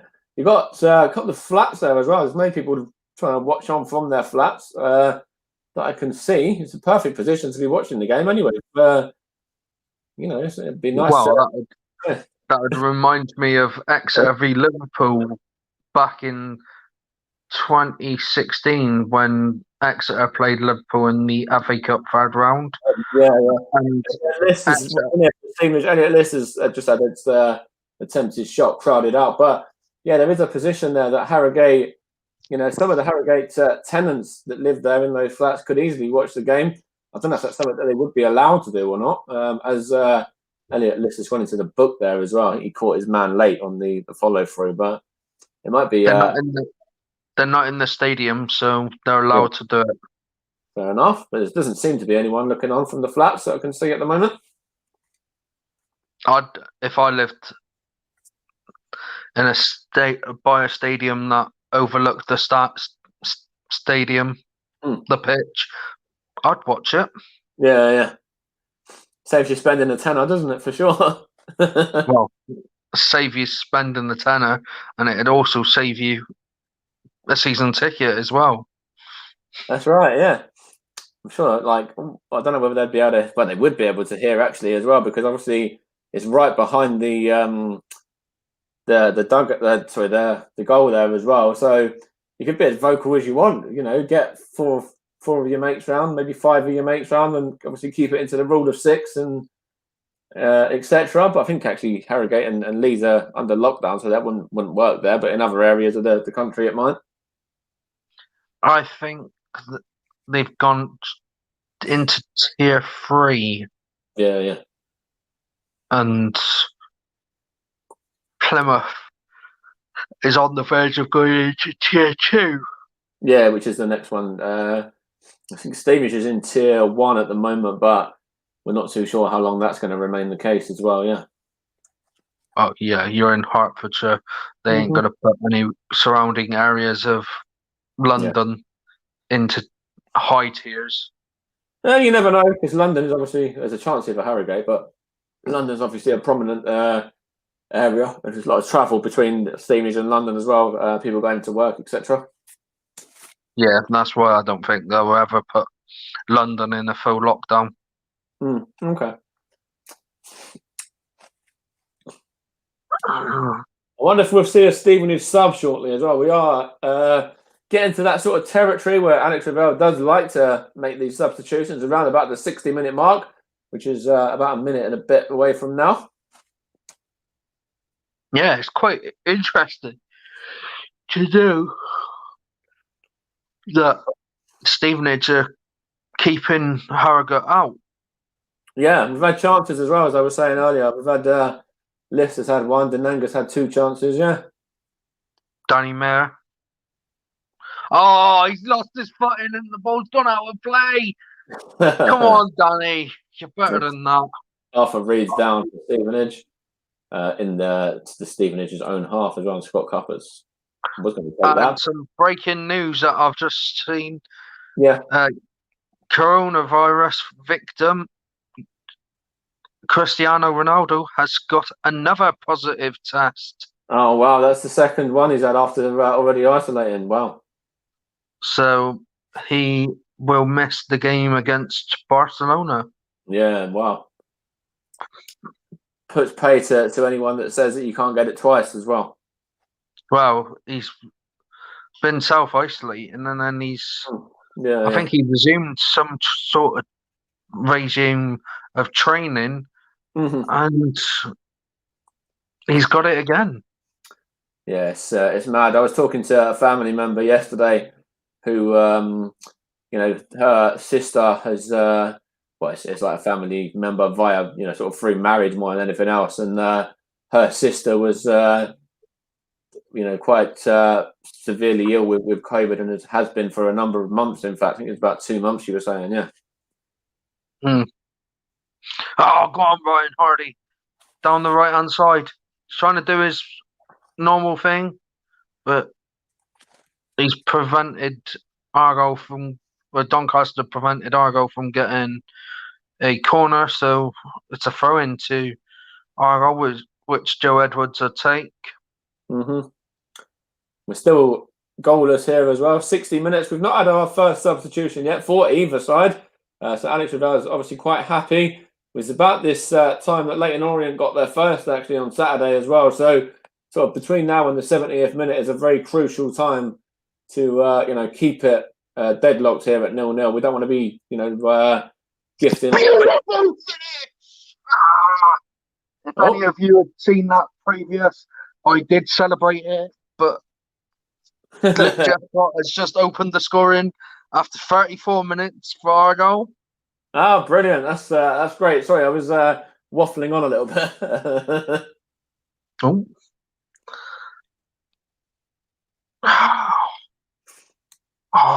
It's hard to do it on my phone, but no, I was just saying actually about the Steenies haven't made any of these subs yet, but and obviously I was just also mentioning there in regards to this was about the time that Leyton Orient scored their first at the weekend. So hopefully it's the next 10 minutes remain deadlocked at 0-0, and then Stevenage can go and maybe get a goal down the other end. Yeah, that's basically what I was saying there, guys. As Plymouth took the lead in the other game.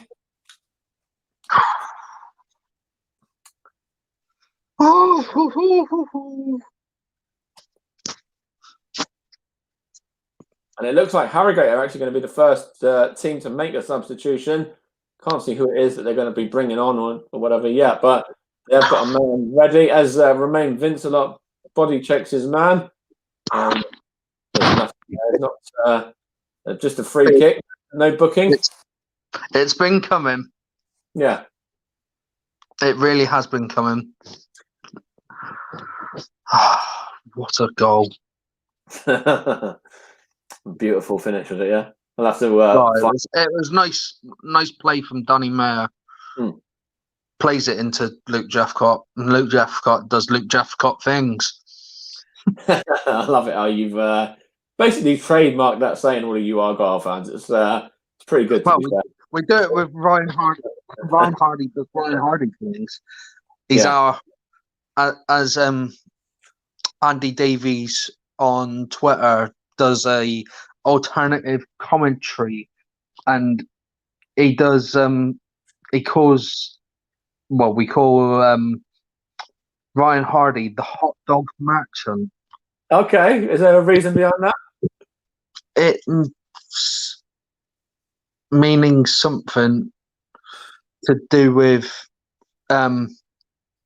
him actually being very good or something, but I'll get that saying up. Yeah, cool. Yeah. Probably after this stream was ended.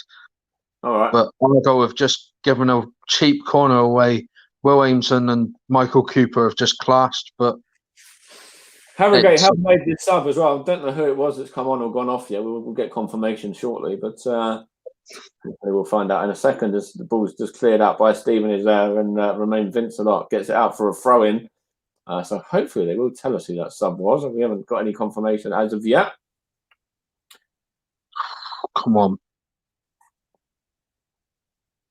It's funny because between now and Christmas, I'm gonna try and get some funds together to buy a Doncaster Rovers shirt. Really? Right. So that Gemma receives £10 from the donation. Yeah. Because I'm a big football fan. I love collecting football shirts and all that. Yeah. I mean, the only shirt that you won't ever see me in is an Exeter City one. Fair enough. So I can't say about that. Chance for Stevenage. Denanga again, and that's another one. Marcus Denanga over the bar, and it was Miller that's gone off, and it's Kiernan that's the man that's come on for Harrogate there.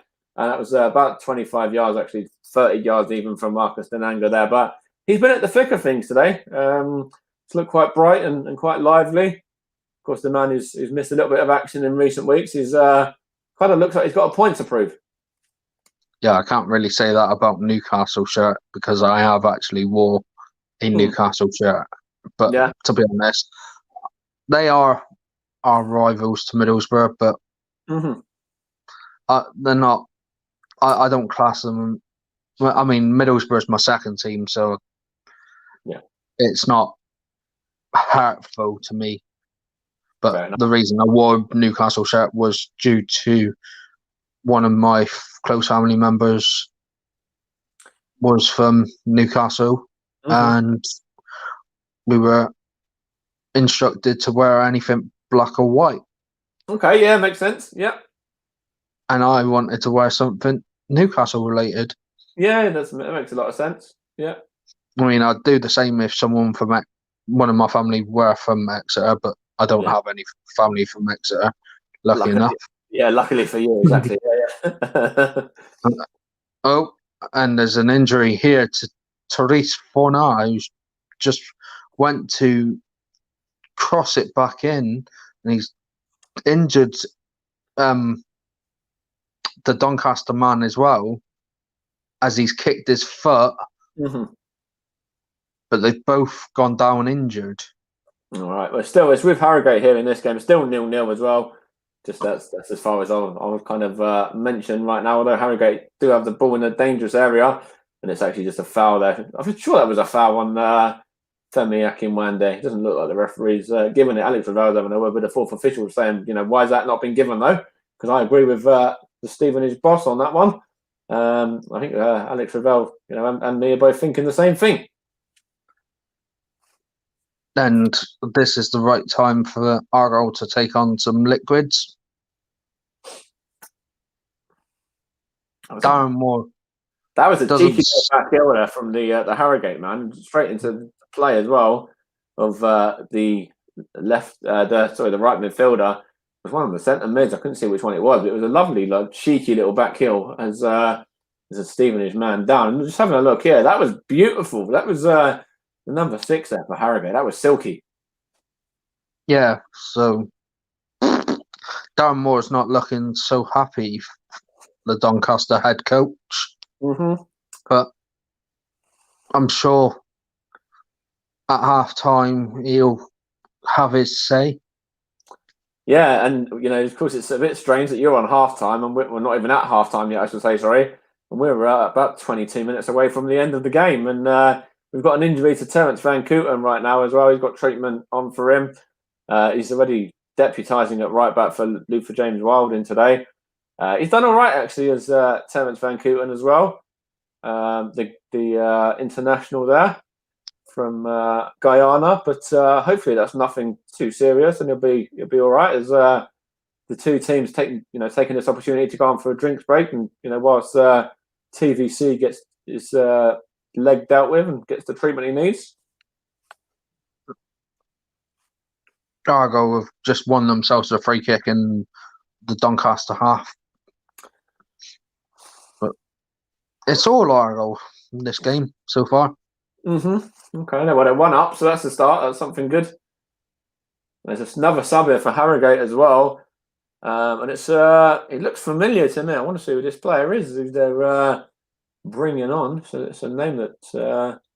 They have got some big names that have played in the Football League before. So it's a name that I recognise anyway. Or not a name that I recognise, sorry, but a face that I recognise anyway, yeah. I think it's an attacking option. So it's another forward I think they're bringing on. And TVC looks like it's going to be okay. Still no subs for Stevenage. Still no goals conceded though for Stevenage as well, which is great considering we were 2-0 down at this point last weekend. And you're 0-0. There is a Stevenage sub, and it's a great Stevenage sub as well. It is Terence Van Kooten isn't able to continue, but Stevenage fans, he's back. Charlie Carter gets 20 minutes. And your 0-0 prediction at the moment is going well. Yeah.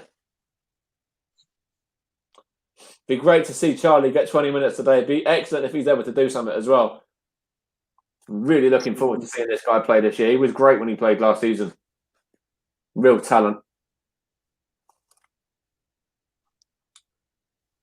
Keep clearing notifications. If you see my fingers covering my camera, it's because I'm clearing notifications, because I get the score come through first, because when you're watching on a stream, no matter what stream you're watching, you get the goal first. And I don't want that I want the notification, but I don't want the actual, I don't want the tweets and all that coming up. Whoa! Danny Mayer did nice bit of trickery there, but his low-driven cross is straight into the goalkeeper's hands there. Looks like a change of formation as well. It looks like Elliot List has dropped back to right back. And one of my mates, Sam Dole, who is the Parkway goalkeeper, has just gone live on Twitch. Okay. But is he going to shepherd that one out? Yeah. Stevenage goal kick, I think. Yeah. No. Sorry, you got the last touch. It's a Harrogate ball. Harrogate corner.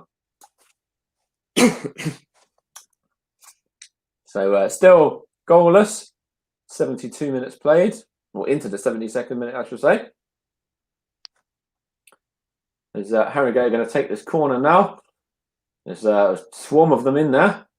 And it's headed over and out towards Charlie Carter now. Actually, the Stevenage man, and picks the ball up there. Callum Watts is looking so strong.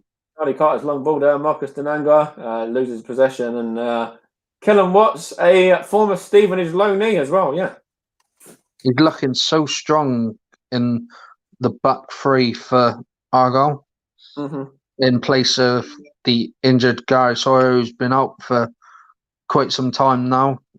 There's a chance there for Harrogate, and it's well defended. Romain Vincelot got his foot to that one, and it's looped up into the comfortable hands of Jamie Cumming. But yeah, Kellen Watts was great for Stevenage, actually. He was a real highlight, and when he was on that loan spell with the club, and actually, I think we tried to extend it, but he was recalled by Newcastle in the end, because I think they had an injury crisis, yeah. Well, the season got curtailed, so he was able to link up with Newcastle again. No, this was it was a little bit earlier on. It was a few months before that. I think it was like January sort of time. I'm not too sure then, because if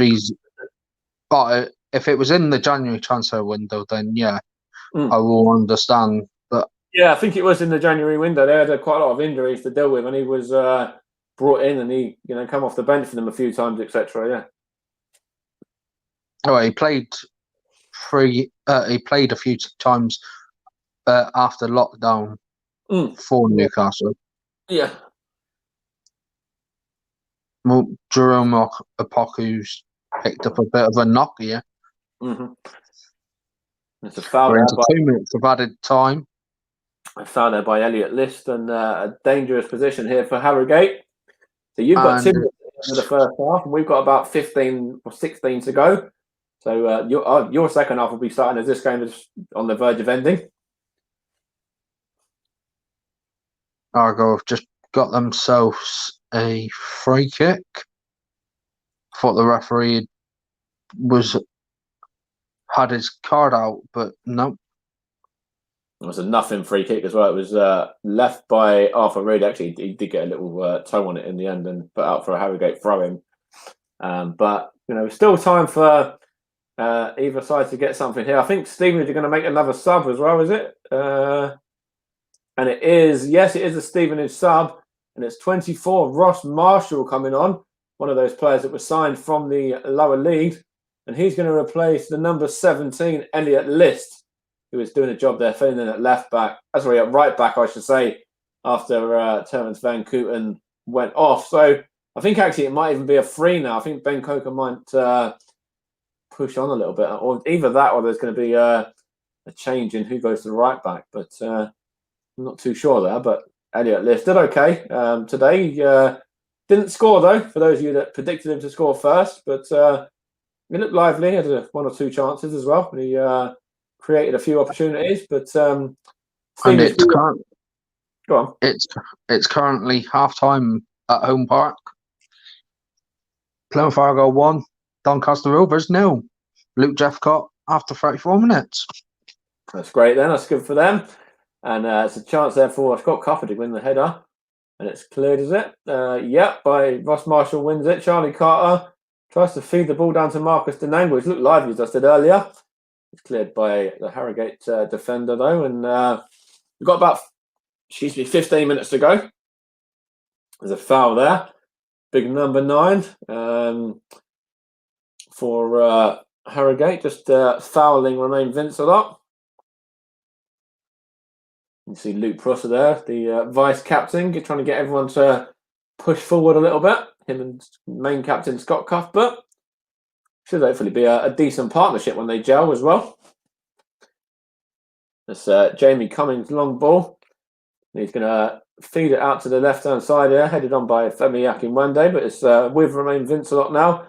And there's Femi Akinwande for Stevenage, who's going to look to play it across to Elliot Osborne there, but it was cut out by the Harrogate midfield. And now it's with the substitute Ross Marshall, who's just come on the pitch. Substitution was made just a minute ago. He was brought on for Elliot List. We've got the ball here with Harrogate as it stands. And Scott Cuthbert wins the header. And Ross Marshall wins that one as well, cleanly. Does well there. Just having another opportunity here for Harrogate. And it's well defended, well left by Luke Prosser there. And Jamie Cumming came and claimed that one easily. It's with Ben Coker over on this left-back position now. He's going to look to go forward, which he does. And it feeds the ball down the line. But the ball has gone out of play for a Harrogate ball. Which is going to be taken by their number 2 for one of the throw-ins over here. And I think there's going to be another sub, is there now? Harrogate substitution. The number 7 is the man that's coming off, I think. The number 23 is coming on.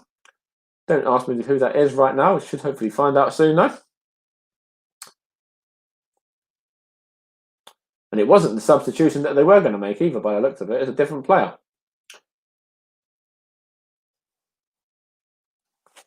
Ball's with Harrogate right now anyway, over on this right-hand side. Trying to attack Elliot Osborne. The ball's put into the box, is it there? Yeah, and it's well cut out by Romain Vincelot. He's going to whack it forward and try and feed the ball to Marcus Denanga. And the ball's gone back with Harrogate as it stands. Still 0-0, 77 minutes on the clock. Coming into these final 10 minutes now. We've still got some options on the bench as well, Winnie Effiong and Danny Newton, and we've still got those two guys. One of those that could come on maybe and make the difference. I think this might be a Danny Newton sort of game actually, if I'm completely honest. Winnie Effiong, yes, he's sort of very big and strong and physical, but Danny Newton, might offer something a little bit different in terms of his directive running.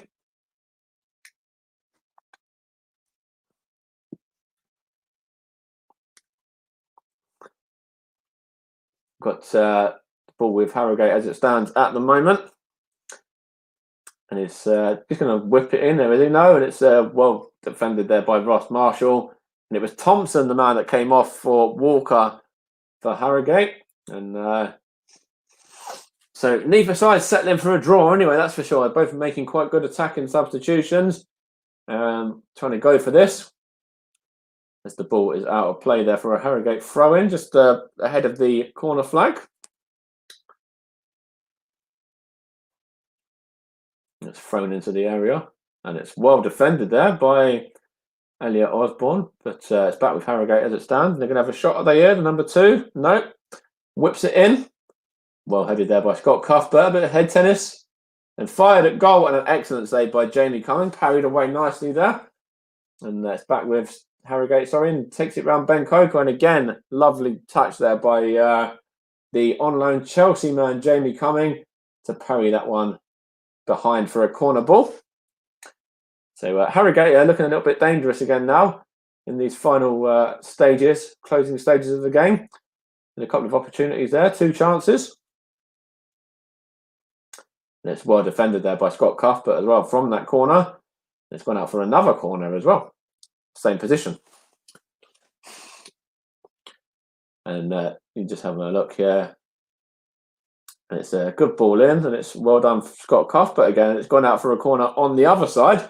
There's a couple of goalposts by the side there as well. So they've got sort of an emergency goalpost if they need to change as well for whatever reason.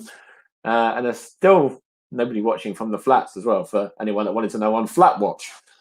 The ball's in there by Harrogate, and it's fouled in there as well, and it's a Stevenage free kick, which Jamie Cummins going to take any second now.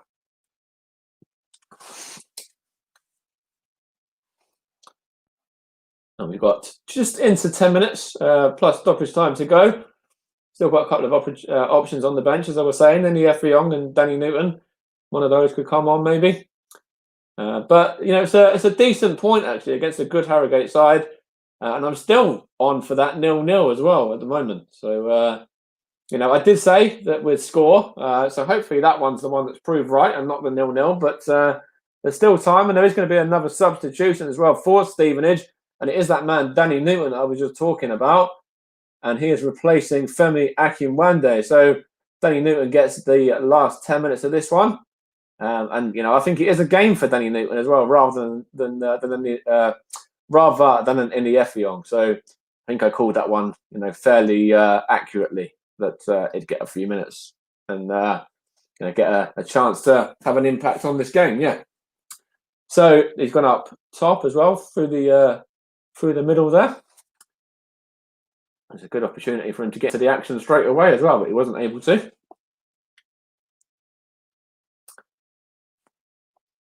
Still got 8 and a bit minutes of this game to go. And ball's with Marcus Denanga. Marcus Denanga's won the ball nicely there. And Ben Coker's going to go long towards Danny Newton. And Stevenage still yet to have that first shot on target. Harrogate have had 3 of their own.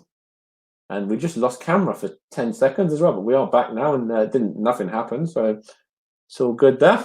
And actually, it's a little bit brighter as well. I think we just turned the floodlights on eventually. But still, in the other game, we're at half-time as well.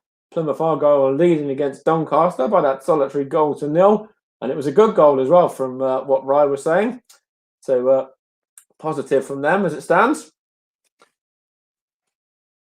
Just about to take this free kick now. Harrogate, the number 4 and the number 2 are over it.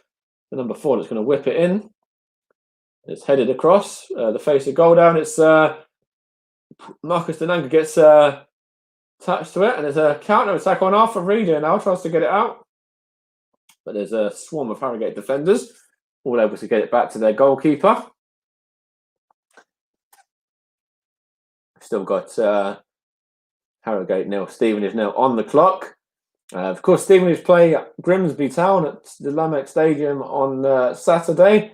And then they're away next weekend as well against, next week, I should say, against Colchester on another Tuesday night 7 p.m. game before another home game after that. So few more opportunities for Stevenage to pick up points. And of course, it doesn't get any easier as well because Colchester are a very good side and Grimsby a decent side themselves as well. And then, of course, we are in action in a few weeks' time on another Tuesday night, where we have the leasing.com game against Northampton as well, but that's more a 7:45 game, and we've got it all to do in that competition at the moment to qualify as well.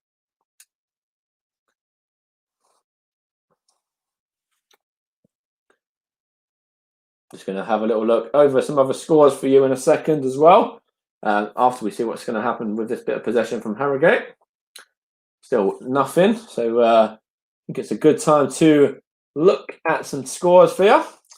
Hopefully we don't miss any action. So we've got Crawley 4, Tranmere 0. There's a full-time score.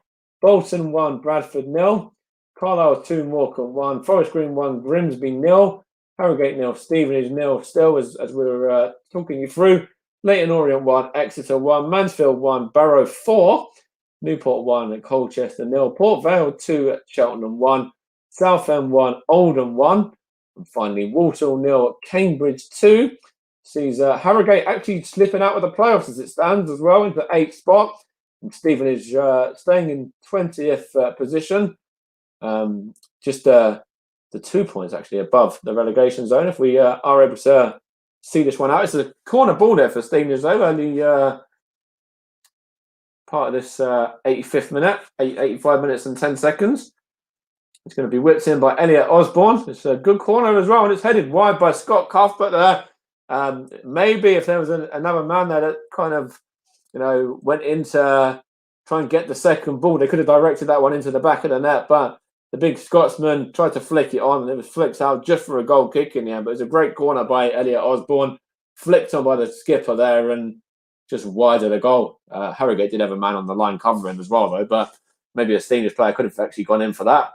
And we still yet to get that shot on target as well, which is a little bit, yes, we've created stuff, but we haven't created anything on target yet with 4 minutes to go plus stoppage time.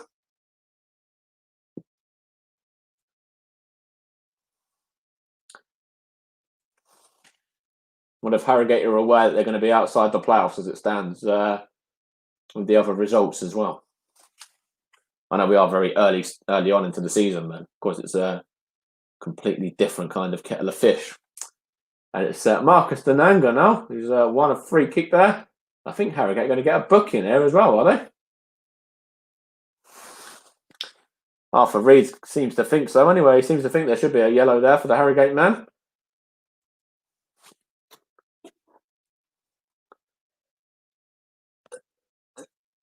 And the referee agrees with him as well, with the Harrogate booking.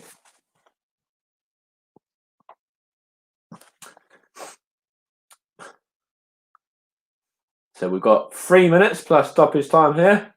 Just having a look there. Mark Sampson's up on his feet with Alex Ravel. Lenny Lawrence is sat in the dugout as always. And John Ashton's up as well. But the Stevenage manager is barking a few instructions there. The Scott Cuthbert whacks this one forward. Headed on there by Danny Newton. But it's cleared out, hoofed out in fact, by the Harrogate defender. So still time for somebody to win this one. Be good if it is an away victory, but it's as I was just saying a minute ago, it's a solid point and a decent point if it does end that way. Would be nice to get a goal though. We don't want 6 games without a goal, and of course this will be 8 games without a win as well in all competitions. So we do have to try and get a goal and just break this duck now. Luke Prosser there goes on to Marcus Denanga. Charlie Carter's battling there, but wasn't able to do anything with it. And it's a chance there remain. Vincelot hoofs that one long to Danny Newton, and he's not able to get on the end of it. Pretty much petering out into a 0-0 this game. It's probably the commentator's curse, but there we go. Looks like I'm going to get a second 0-0 on the channel in the space of, I think, about 4 days after having the 0-0 between Man United and Chelsea on the weekend as well.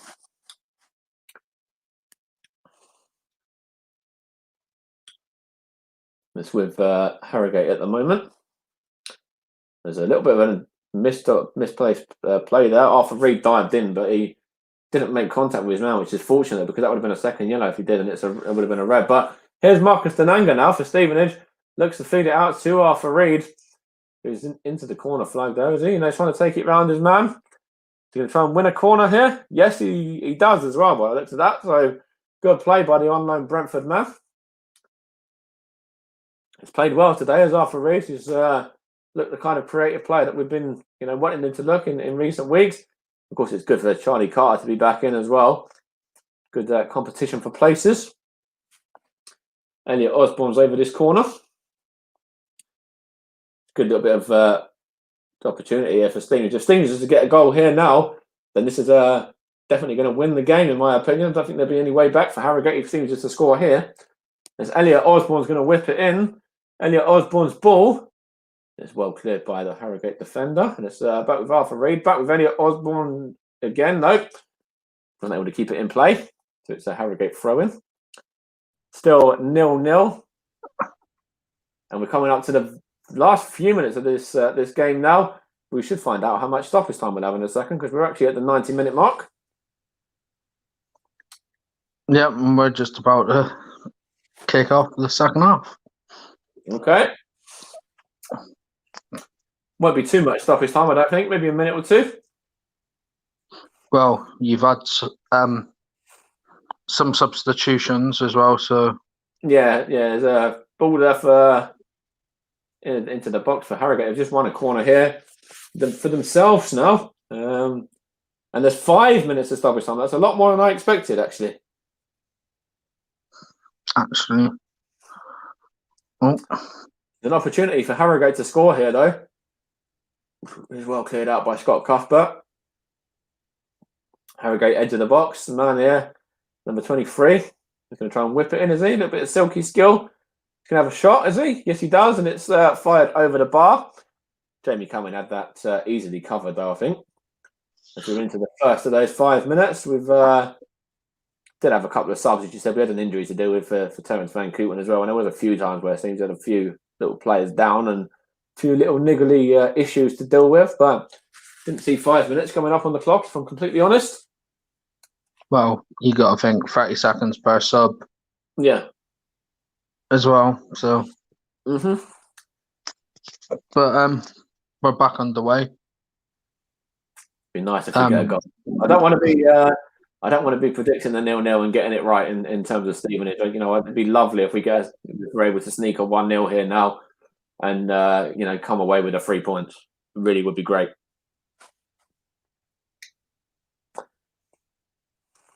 Well defended there for Poku, but Doncaster in. Great block by Callum Watts. It's Ben Coker on this throw-in here for Stevenage as well. Jerome Poku standing up his man, but Doncaster got in behind, but it was quite comfortably blocked by Callum Watts. There's another throw in there for Stevenage. Ben Coker's over it. He's going to try and... This is where we need to remain Vincelot. It's a little... not remain Vincelot, sorry, Romeo Hutton. And the long throw, we kind of missed that. We have won a corner, though, there. Arthur Reeves won the corner. A little bit of an opportunity for Stevenage, I think, although they are taking their time to go and get the ball. Yeah, that is a corner. Wasn't sure it was for a second, but it is. We're halfway through the stoppage time now. Yeah, if we had a Romeo Hutton there for the long throw, it'd be a great opportunity to chuck everybody forward. But and saying that, we've got a corner now as it is anyway. And Elliot Osborne's ball is in, and it's a chance there. Scott Cuthbert was at the near post, but he wasn't able to get any contact on it. But it's now with Harrogate. It's a long sort of spell of possession for Stevenage, that was, though, and it's now Harrogate have got an opportunity to counter, and there's a foul there. And it's actually Stevenage's ball. That looked like it was going to be the other way for a second, but it's a Stevenage ball and another injury. So actually, we're going to go probably over the 5 minutes. We're probably going to 6 or 7 by the looks of this. It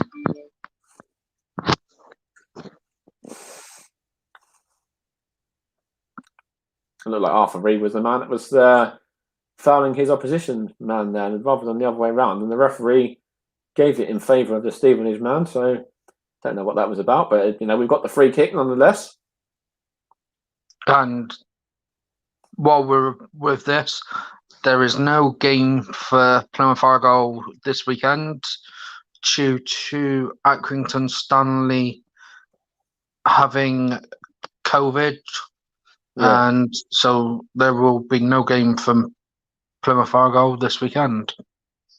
Fair enough. Stevenage play Grimsby, of course, as we mentioned earlier. And the North Stand bar is open and showing that one as well. So be interesting to see if anyone turns up and goes down and watches it from the stadium, but via the bar. It's a little bit of a strange way of doing things, if you ask me, but it is what it is at the moment. As we come into the last of the minutes of stoppage time now, Jamie Cumming tries to take this free kick here about 3 times. He's taking it again now. he's whacked it forward and it's been called back, and the referee's like, no, don't take it from there, take it from there, and it's like, then he goes back again. It's like, no, it's back a bit further, and it's like it's a little bit of a waste of time, really. But anyway, it'll work to Stevenage's favour because he's wasting time. It's still 0-0, and we are into those last of the 5 minutes now, and the referee has had one little glance at his watch, and it's with Stevenage. Danny Newton's going to try and get in there, and he wasn't able to, and that was the last action of the game as well. Ended Harrogate Town 0, Stevenage 0. Another game without a goal, another game without a win, but it's a positive performance, a decent point on the road, and yes, we haven't scored, and yes, I'm right with my prediction of the 0-0 as well, but there's some signs in there. Denanga played well today. Collies at the back as well. No sort of stupid mistakes like we made on Saturday as well. We had a lot of opportunities to kind of create.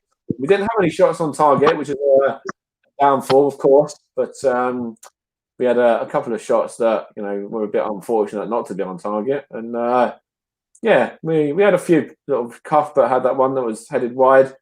Arthur Reed there was just had a shot from the halfway at their open goal, and he's buried it that time, but after the whistle, so maybe he could have done that in the game. But yeah, it's a decent point on the road anyway. So I'm sure Ravel will be quite happy with that. Yeah, to be honest, after losing 5 of your last games, you got to be happy to pick up at least a point. Yeah.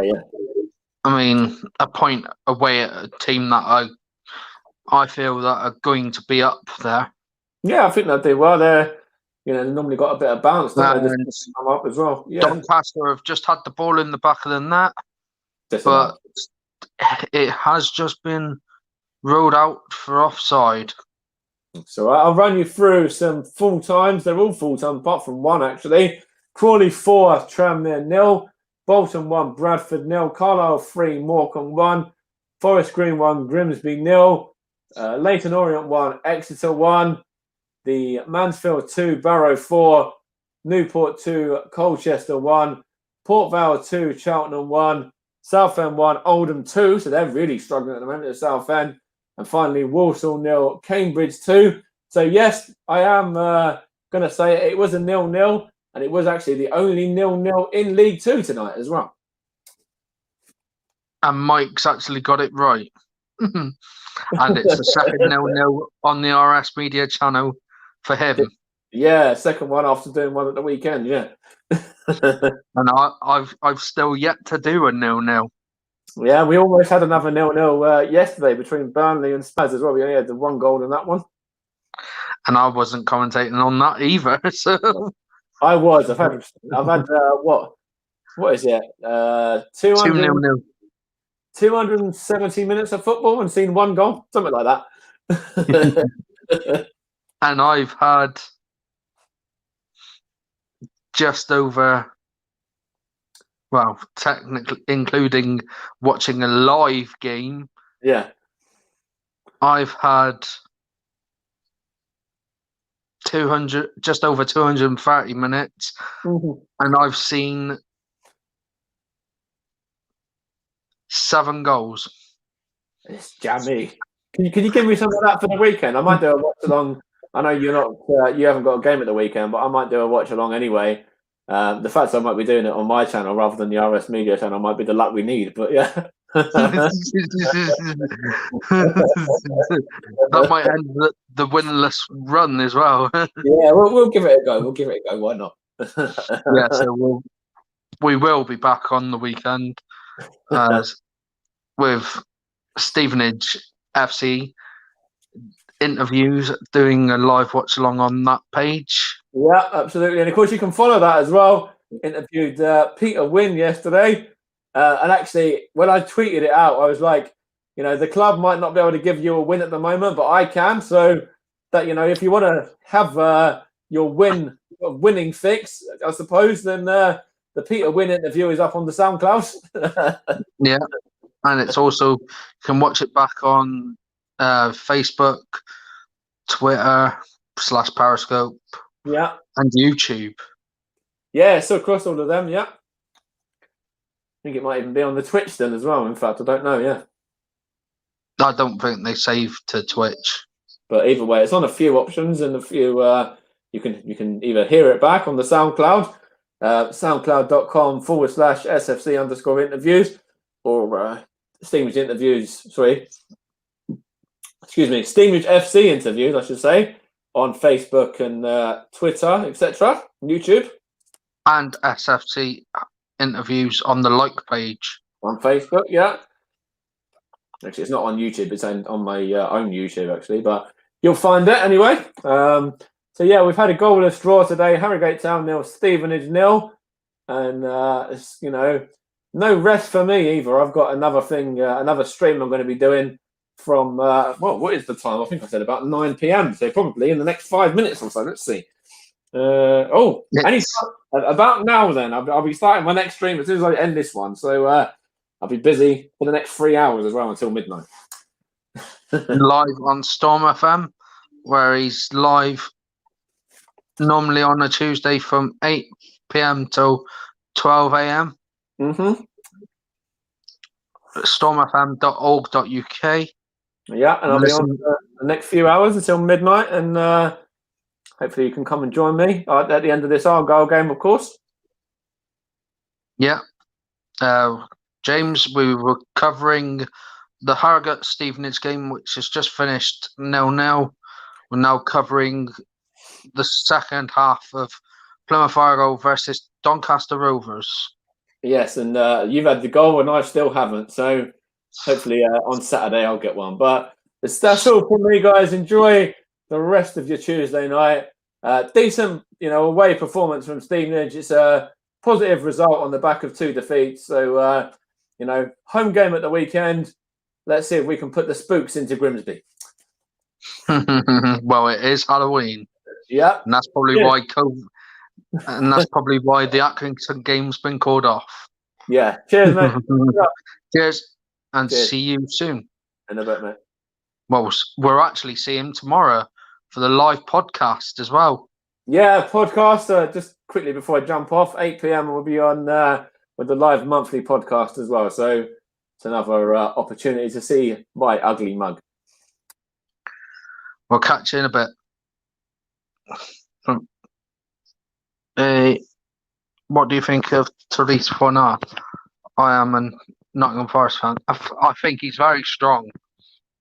I've rated him really highly since he's come into our squad. He's that Tariq Backinson that we needed last season.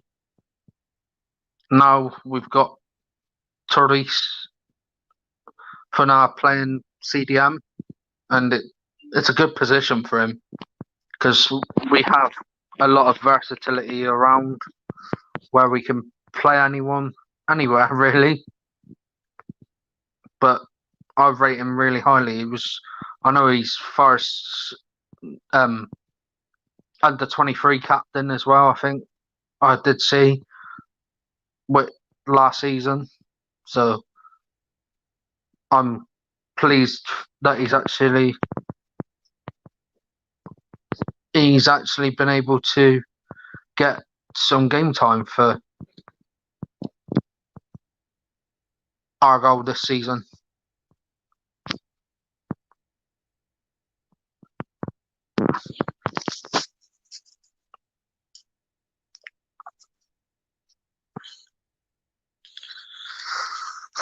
Doncaster being a bit fighting for this game, but Ryan Hardy's just had a shot from distance.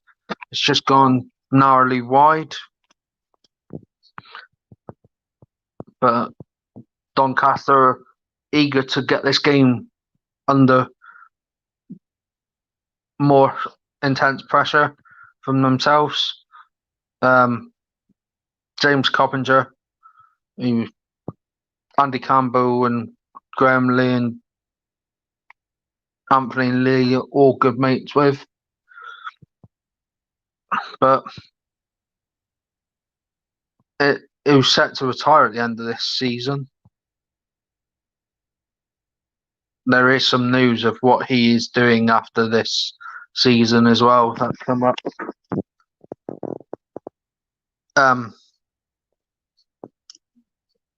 Some news that he'll break probably the end of this season. As we can confirm, Yeovil have equalised against Bristol Rovers, and Charlie Lee, an older lad that's been at Stevenage, Peterborough, has scored for Yeovil there.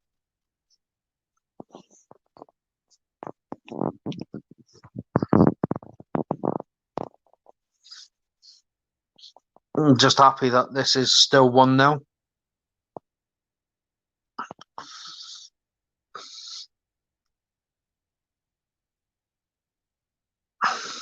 Doncaster are giving it away quite cheap, and Will Ameson's just fed in Ryan Hardy, who's just fed in Luke Jeffcott. Will Ameson's had a shot just inside the penalty box, but it was blocked. But Ryan Hardy's getting back to do some defensive duty. And Argo have got it cleared now with Callum Watts coming forward. And there's set to be a change here for Doncaster. Luke Jeffcott got the ball. He's played it back to Callum Watts. Danny Mayer cutting inside. Shot. Blocked. And Doncaster have just got themselves a free kick there for a slight handball there by Danny Mayer, I think.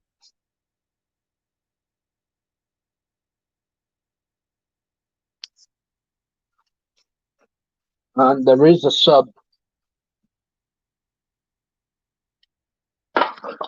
Number 14 going off. Don't know who it is. But it's a free kick to Doncaster Rovers at the moment. And it's just been taken. And Doncaster looking to get back into this. I mean, 29 or so minutes left. Well, 28 minutes left, actually, plus stoppage time. So we're looking to keep this one at bay. And hopefully that Argo do hold on.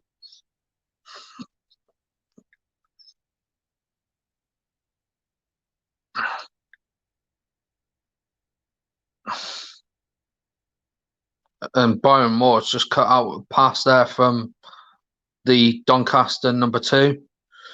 And the Doncaster number 2 has just fouled Byron Moore, but Byron Moore's just been told by the referee to get back to his feet. So Doncaster come back with the ball here. I thought that was a bit of a foul, that, but Jerome Apoku's just cleared the ball out for a throw-in to Doncaster.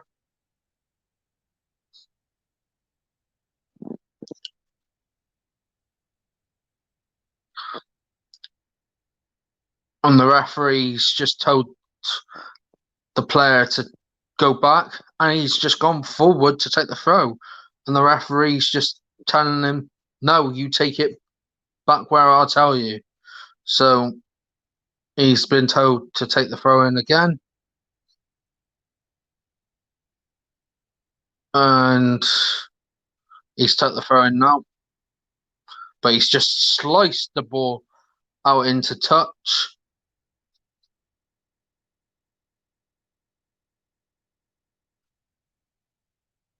So Joe Edwards will take this throw in.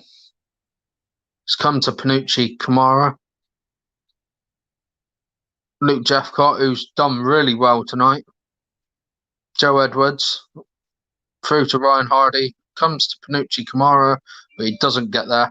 But it's back with Doncaster. Now Joe Edwards has just fouled his man, and he's going to pick up the first yellow card of the game for Joe Edwards, the Argo captain.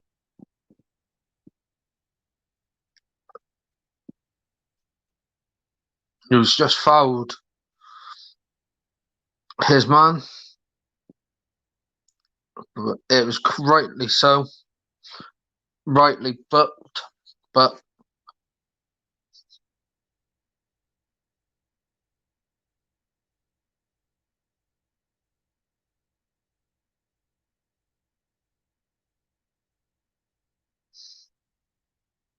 and this is something that BBC Radio Devon has just said. Do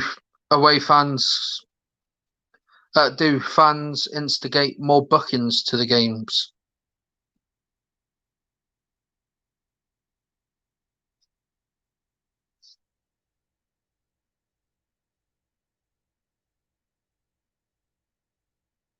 Callum Watts fed to Luke Jeffcott, but he's been out jumped. It's back with Doncaster. And the ball's gone out of play for a Argo throw-in line with the 18-yard box.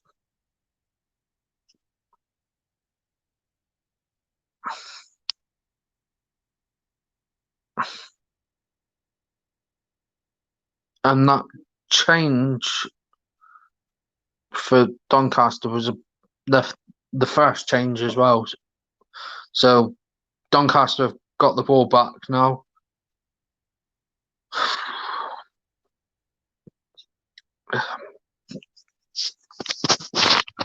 And Luke Jeffcott's there chasing around with Ryan Hardy up front. But the ball's been cut out there by Callum Watts. And Doncaster take the throw-in just inside the Argo half. And Luke Jeffcott is fighting to keep this in. He's playing more of a left wing back, left mid in when he goes back, but he's doing well. Panucci Kamara has just played it out to Will Aimson, who's found Joe Edwards, who's played it back to Aimson, who's gone long, down to Ryan Hardy, who's played really well tonight. Joe Edwards, Panucci Kamara, Argo looking like they're making the first change. It's now with Byron Moore. Callum Watts. Callum Watts has just fed it over the back line of Get in there! Get in there. Joe Edwards, after 68 minutes, has made it Argo 2, Doncaster Rovers 1.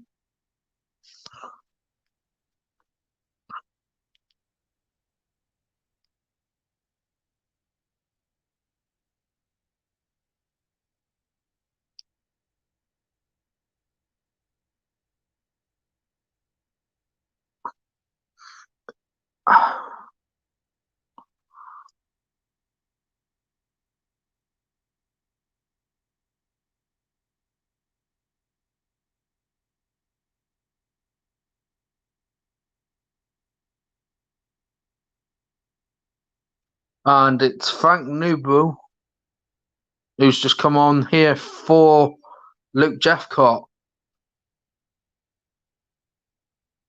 Oh, it would help if I put this to 2 now. So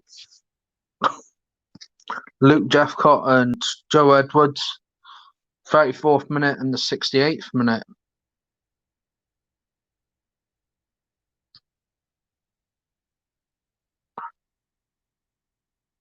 But really great game so far.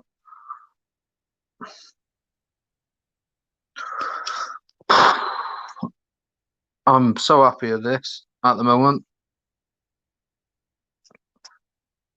If any Argo fans want to come up on this after, they can do.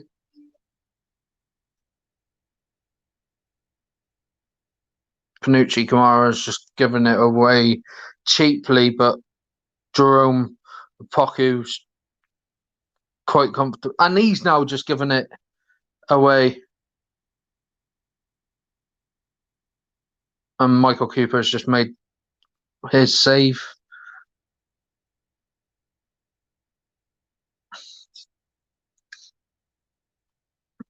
Will Aimson, who missed majority of last season through injury. And Ryan Hardy's just won himself a throw-in. So Joe Edwards will take this, the goal scorer of Argo's second goal.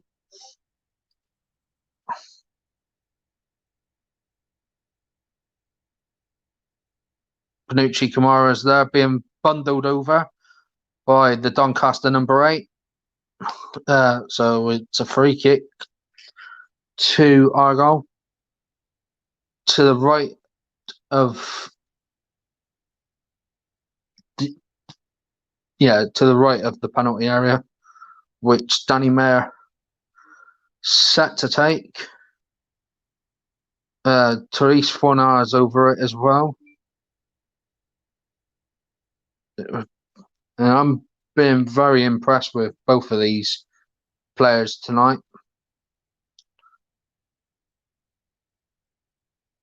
Therese Fornar whips it in. It has come straight back out to Danny Mayer, but his header's just gone straight through to the Doncaster Rovers goalkeeper.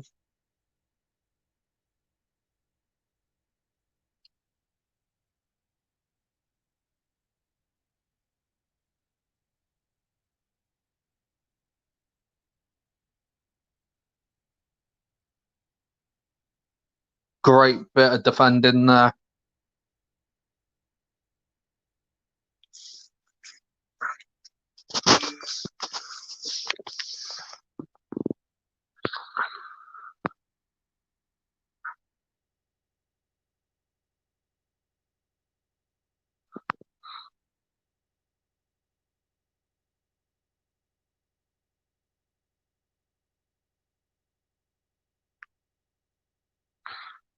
Great effort, that.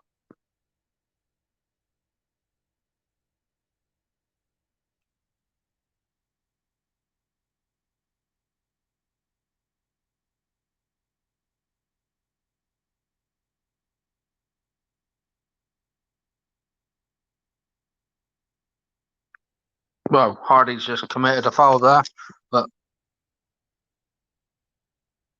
Argo were quick to react to this.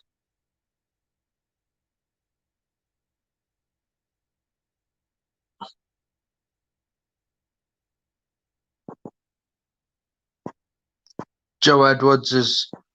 Oh, come on, ref.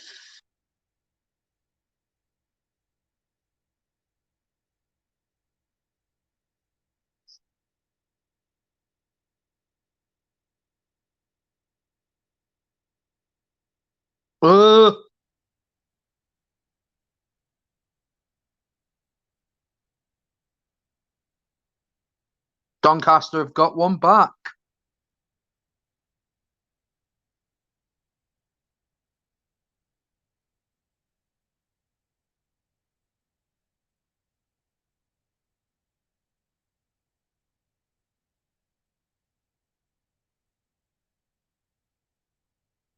So, 74th minute goal for Ockham. So, Femi...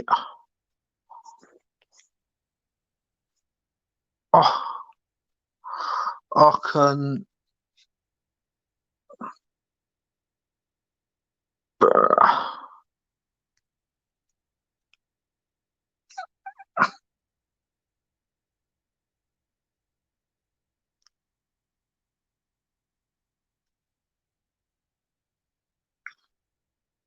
So Argo 2-1.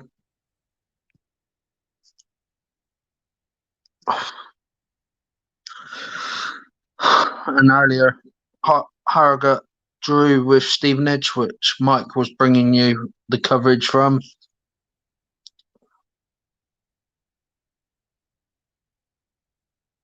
But it's now a cagey last 15 or so minutes now for the Greens.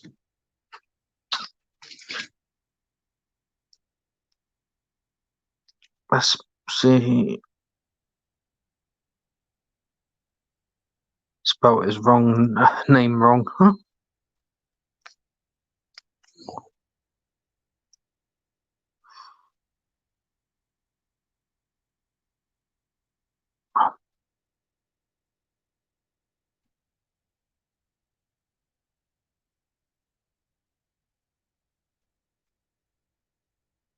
Yeah, that's right. But it was never offside, as the Argo players tried to play offside, but Byron Moore was keeping him on.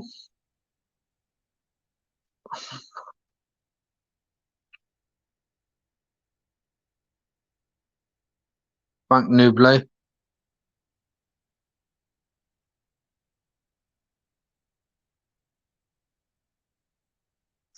And Doncaster have been able to get this away quite quickly. So it's now with the Donnies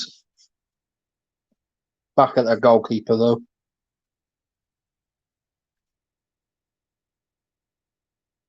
It's gone long, but it's gone straight through to the Argyle keeper, which is Mike Cooper. He was back up to Alex Palmer, who is now on loan at Lincoln, second choice there last season, and he's proved to be a good keeper this season. I mean, I've seen him a few times in Youth Cup action and under 23 action for Argyle, and he's done really well, I think. So I'm glad he's been able to step up and take the first number one shot and actually be part of Argo's first choice goalkeeper.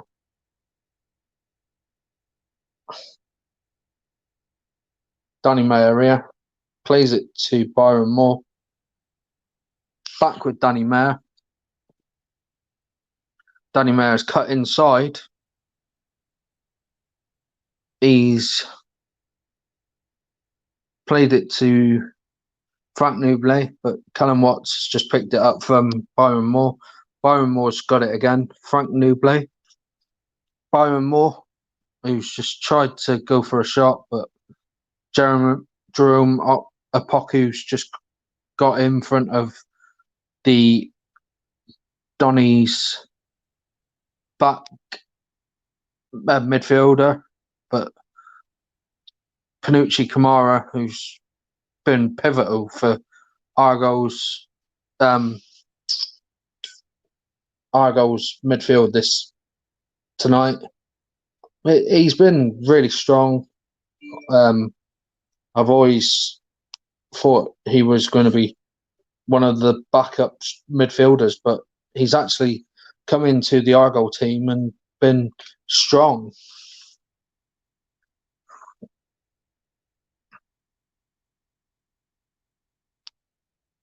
And as I'll clear some of these.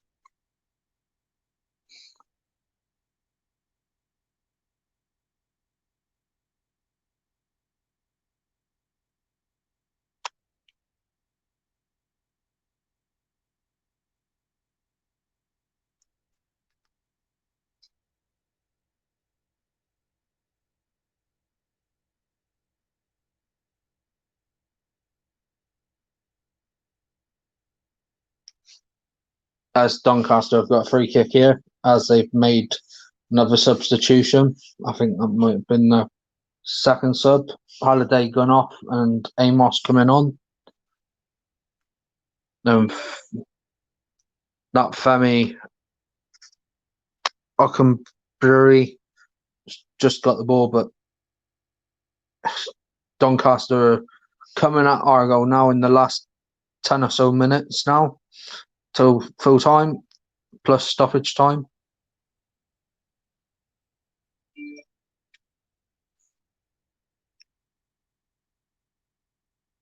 But Argo have got it back. Panucci, Kamara. Oh no, it was Therese. Oh, it was Kamara made this challenge.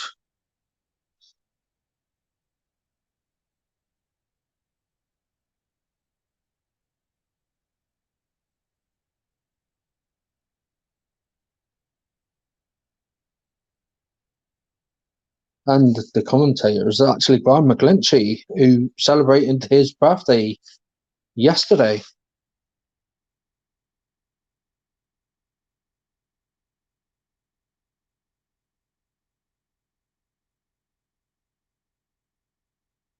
And Hardy's just been shown a yellow card because he's telling the ref that the free kick should have been further back.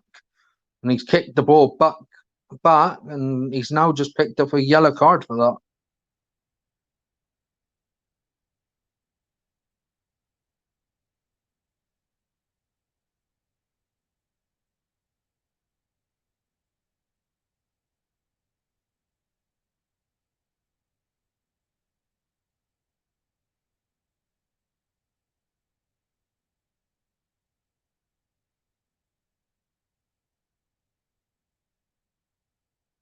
And just as that's happened, Middlesbrough have took a 1-0 lead against Coventry from Sam Morsey, the former Wigan man. He's just opened the score in there for Neil Warnock's Borough.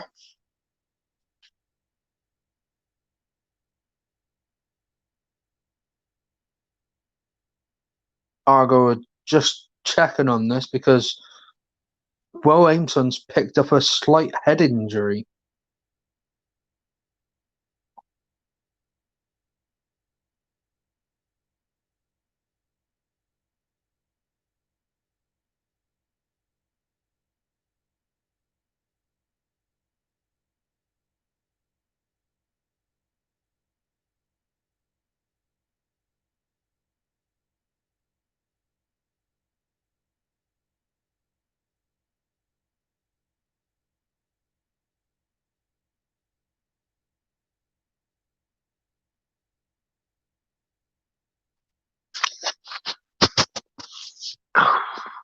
As Michael Cooper's got the ball in his hands here, he's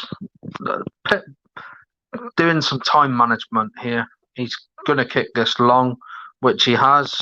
It's going to find Frank Nouble, but he was bundled out of the ball. But Argo do have it back. Frank Nouble there, very strong. Will Aimson's just tried to play it down the line, but it's now with Doncaster Rovers. So Doncaster Rovers have a throw-in. It's just been thrown straight back to their goalkeeper. He's going to look to go long. He's just gone to the halfway line with his kick. And Jerome Opoku's just cleared the ball out behind for a Doncaster Rovers corner.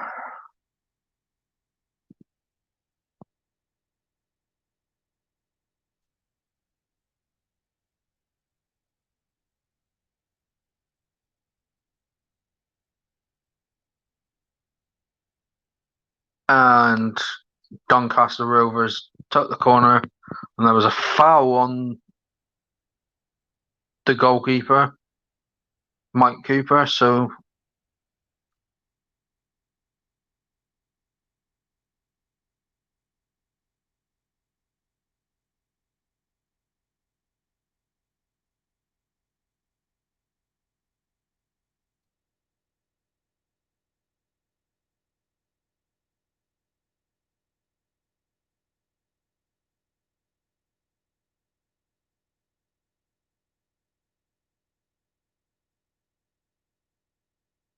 And it looks like Timmy Abraham is getting stripped and ready.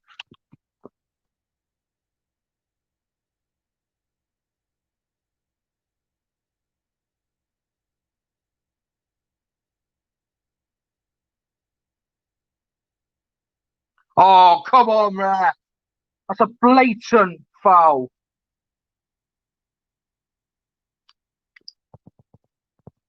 Yeah, so the referee there has just booked the Doncaster man. It was a blatant foul there.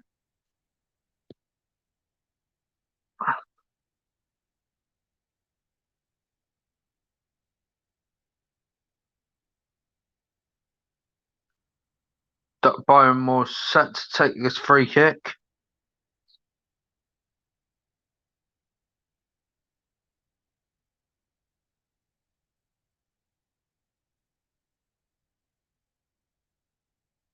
Danny Mayer's done really well here. Frank Nouble trying to run through the defence, but he's actually been able to have Doncaster clear it.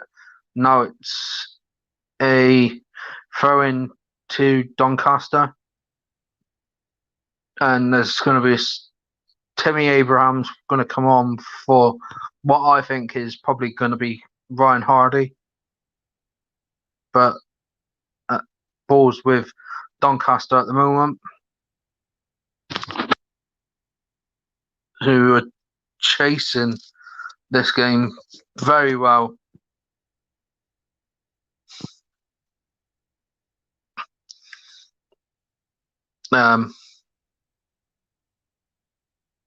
And Argo have just won themselves a throw-in. And the substitution confirmed is Ryan Hardy. So Timmy Abraham's coming on, the younger brother of the Chelsea man, Tammy.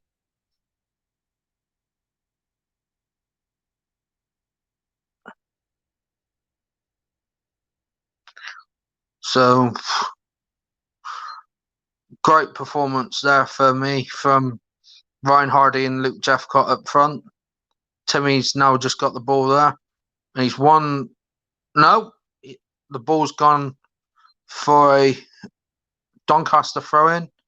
It's Timmy's chasing it down, but Doncaster goalkeeper's just cleared it out to the right-hand side.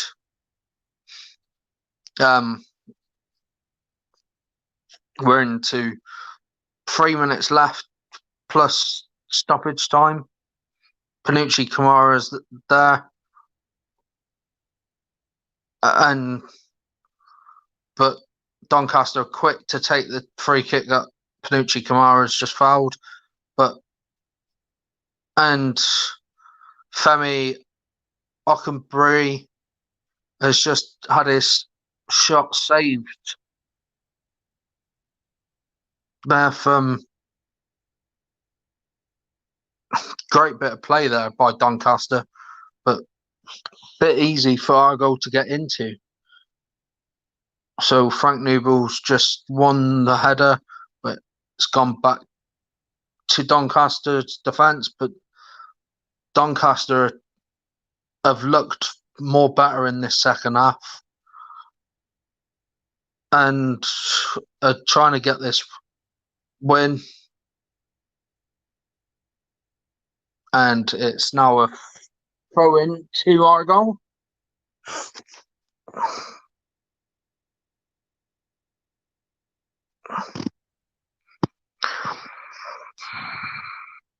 Argo took the throw. Nuble's won it. Timmy Abrahams chasing it down. The goalkeeper just played it out. The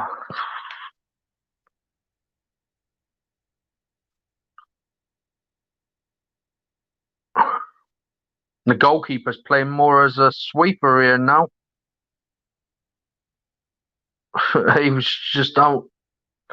We're into the last minute of before stoppage time.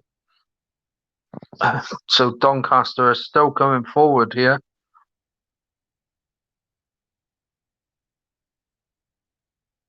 Timmy Abrams just bundled over his man, but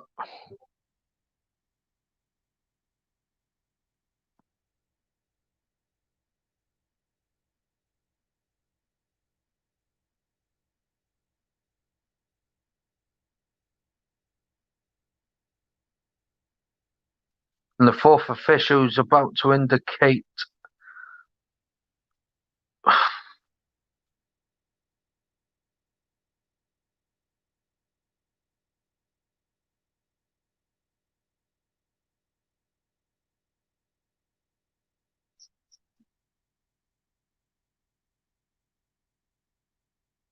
we're into 4 minutes added on.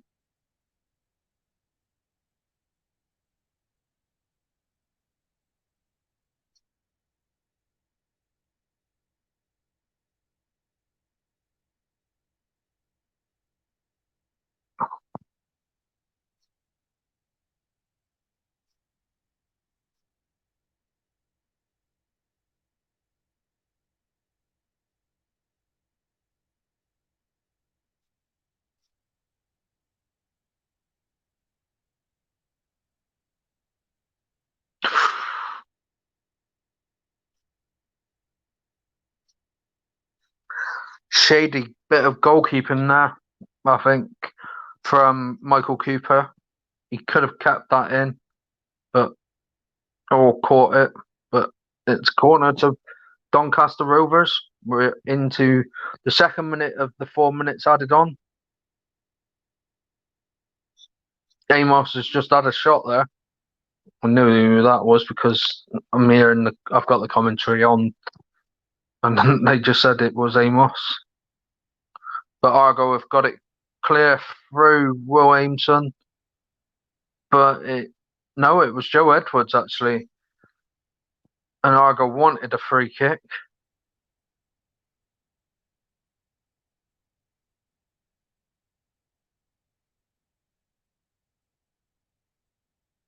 Joe Edwards is trying to usher his team through to the full-time whistle and trying to calm them down. Frank Newell's got the ball as the Doncaster defender has just took Frank Newell out.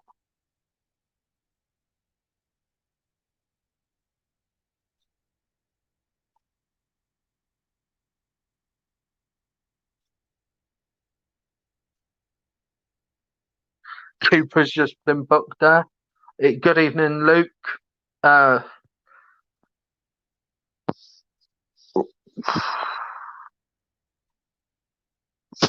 Bit of game management there from Mike Cooper.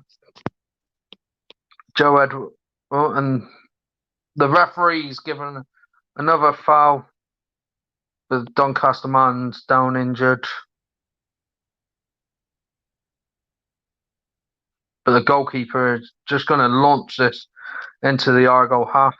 We're into the third minute of 4 minutes added on. And he's launched it straight into the Argo half. Argo defenders have just cleared it. It's back with Doncaster on the halfway line. Doncaster number 3's just played it in, but Argo have just been able to quickly get it away. But it's back with Doncaster. Doncaster eager to shoot, and Mike Cooper's just had the shot from Doncaster's number 16 and saved quite comfortably. And he's just going to kick this straight into the Doncaster half. And I'd say that's going to be the full-time whistle. Well, he's just kicked it straight into Doncaster dugout.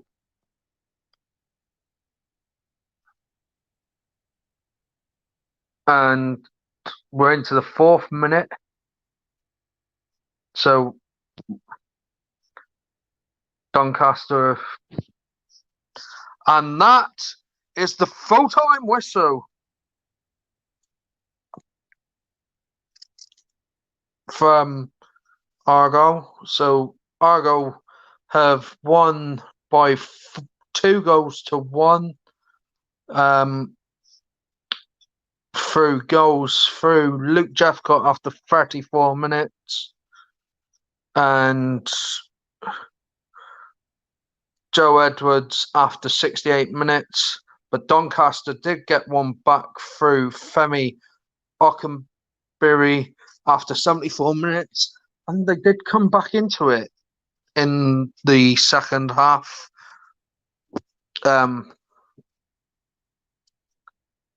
And I think Doncaster will be a bit disappointed with that. So on that note, very good result for Argyle. We'll be back tomorrow from around 8 p.m. to about 10 p.m. with the RS Media live podcast. We will be bringing you all the news throughout the month of October up until tomorrow's news. Well, that goes before we go live tomorrow. We also have some new commentators commentating on the games over the course of the weekend. Hopefully, I mean, we've had some new commentators commentating last weekend. They've done a really good job, and I'm proud of them. We also will have another watch long, not on the RS Media channel. We'll have a Stevenage FC interviews watch along because there's no game on Saturday for Argyle due to them playing Accrington Stanley, but they're in self-isolation with 8 positive COVID tests. So there's no game for Argyle, no game for Plymouth Parkway at home. So I get to sit back and relax and watch some football on the TV. Thank you very much, everyone that's joined tonight. Thanks for Mike for giving us the coverage of Stevenage versus Harrogate, which finished 0-0. The full-time whistle went at home park and finished 2-1 to Argyle. So I'm really happy, and I'll see you all again soon.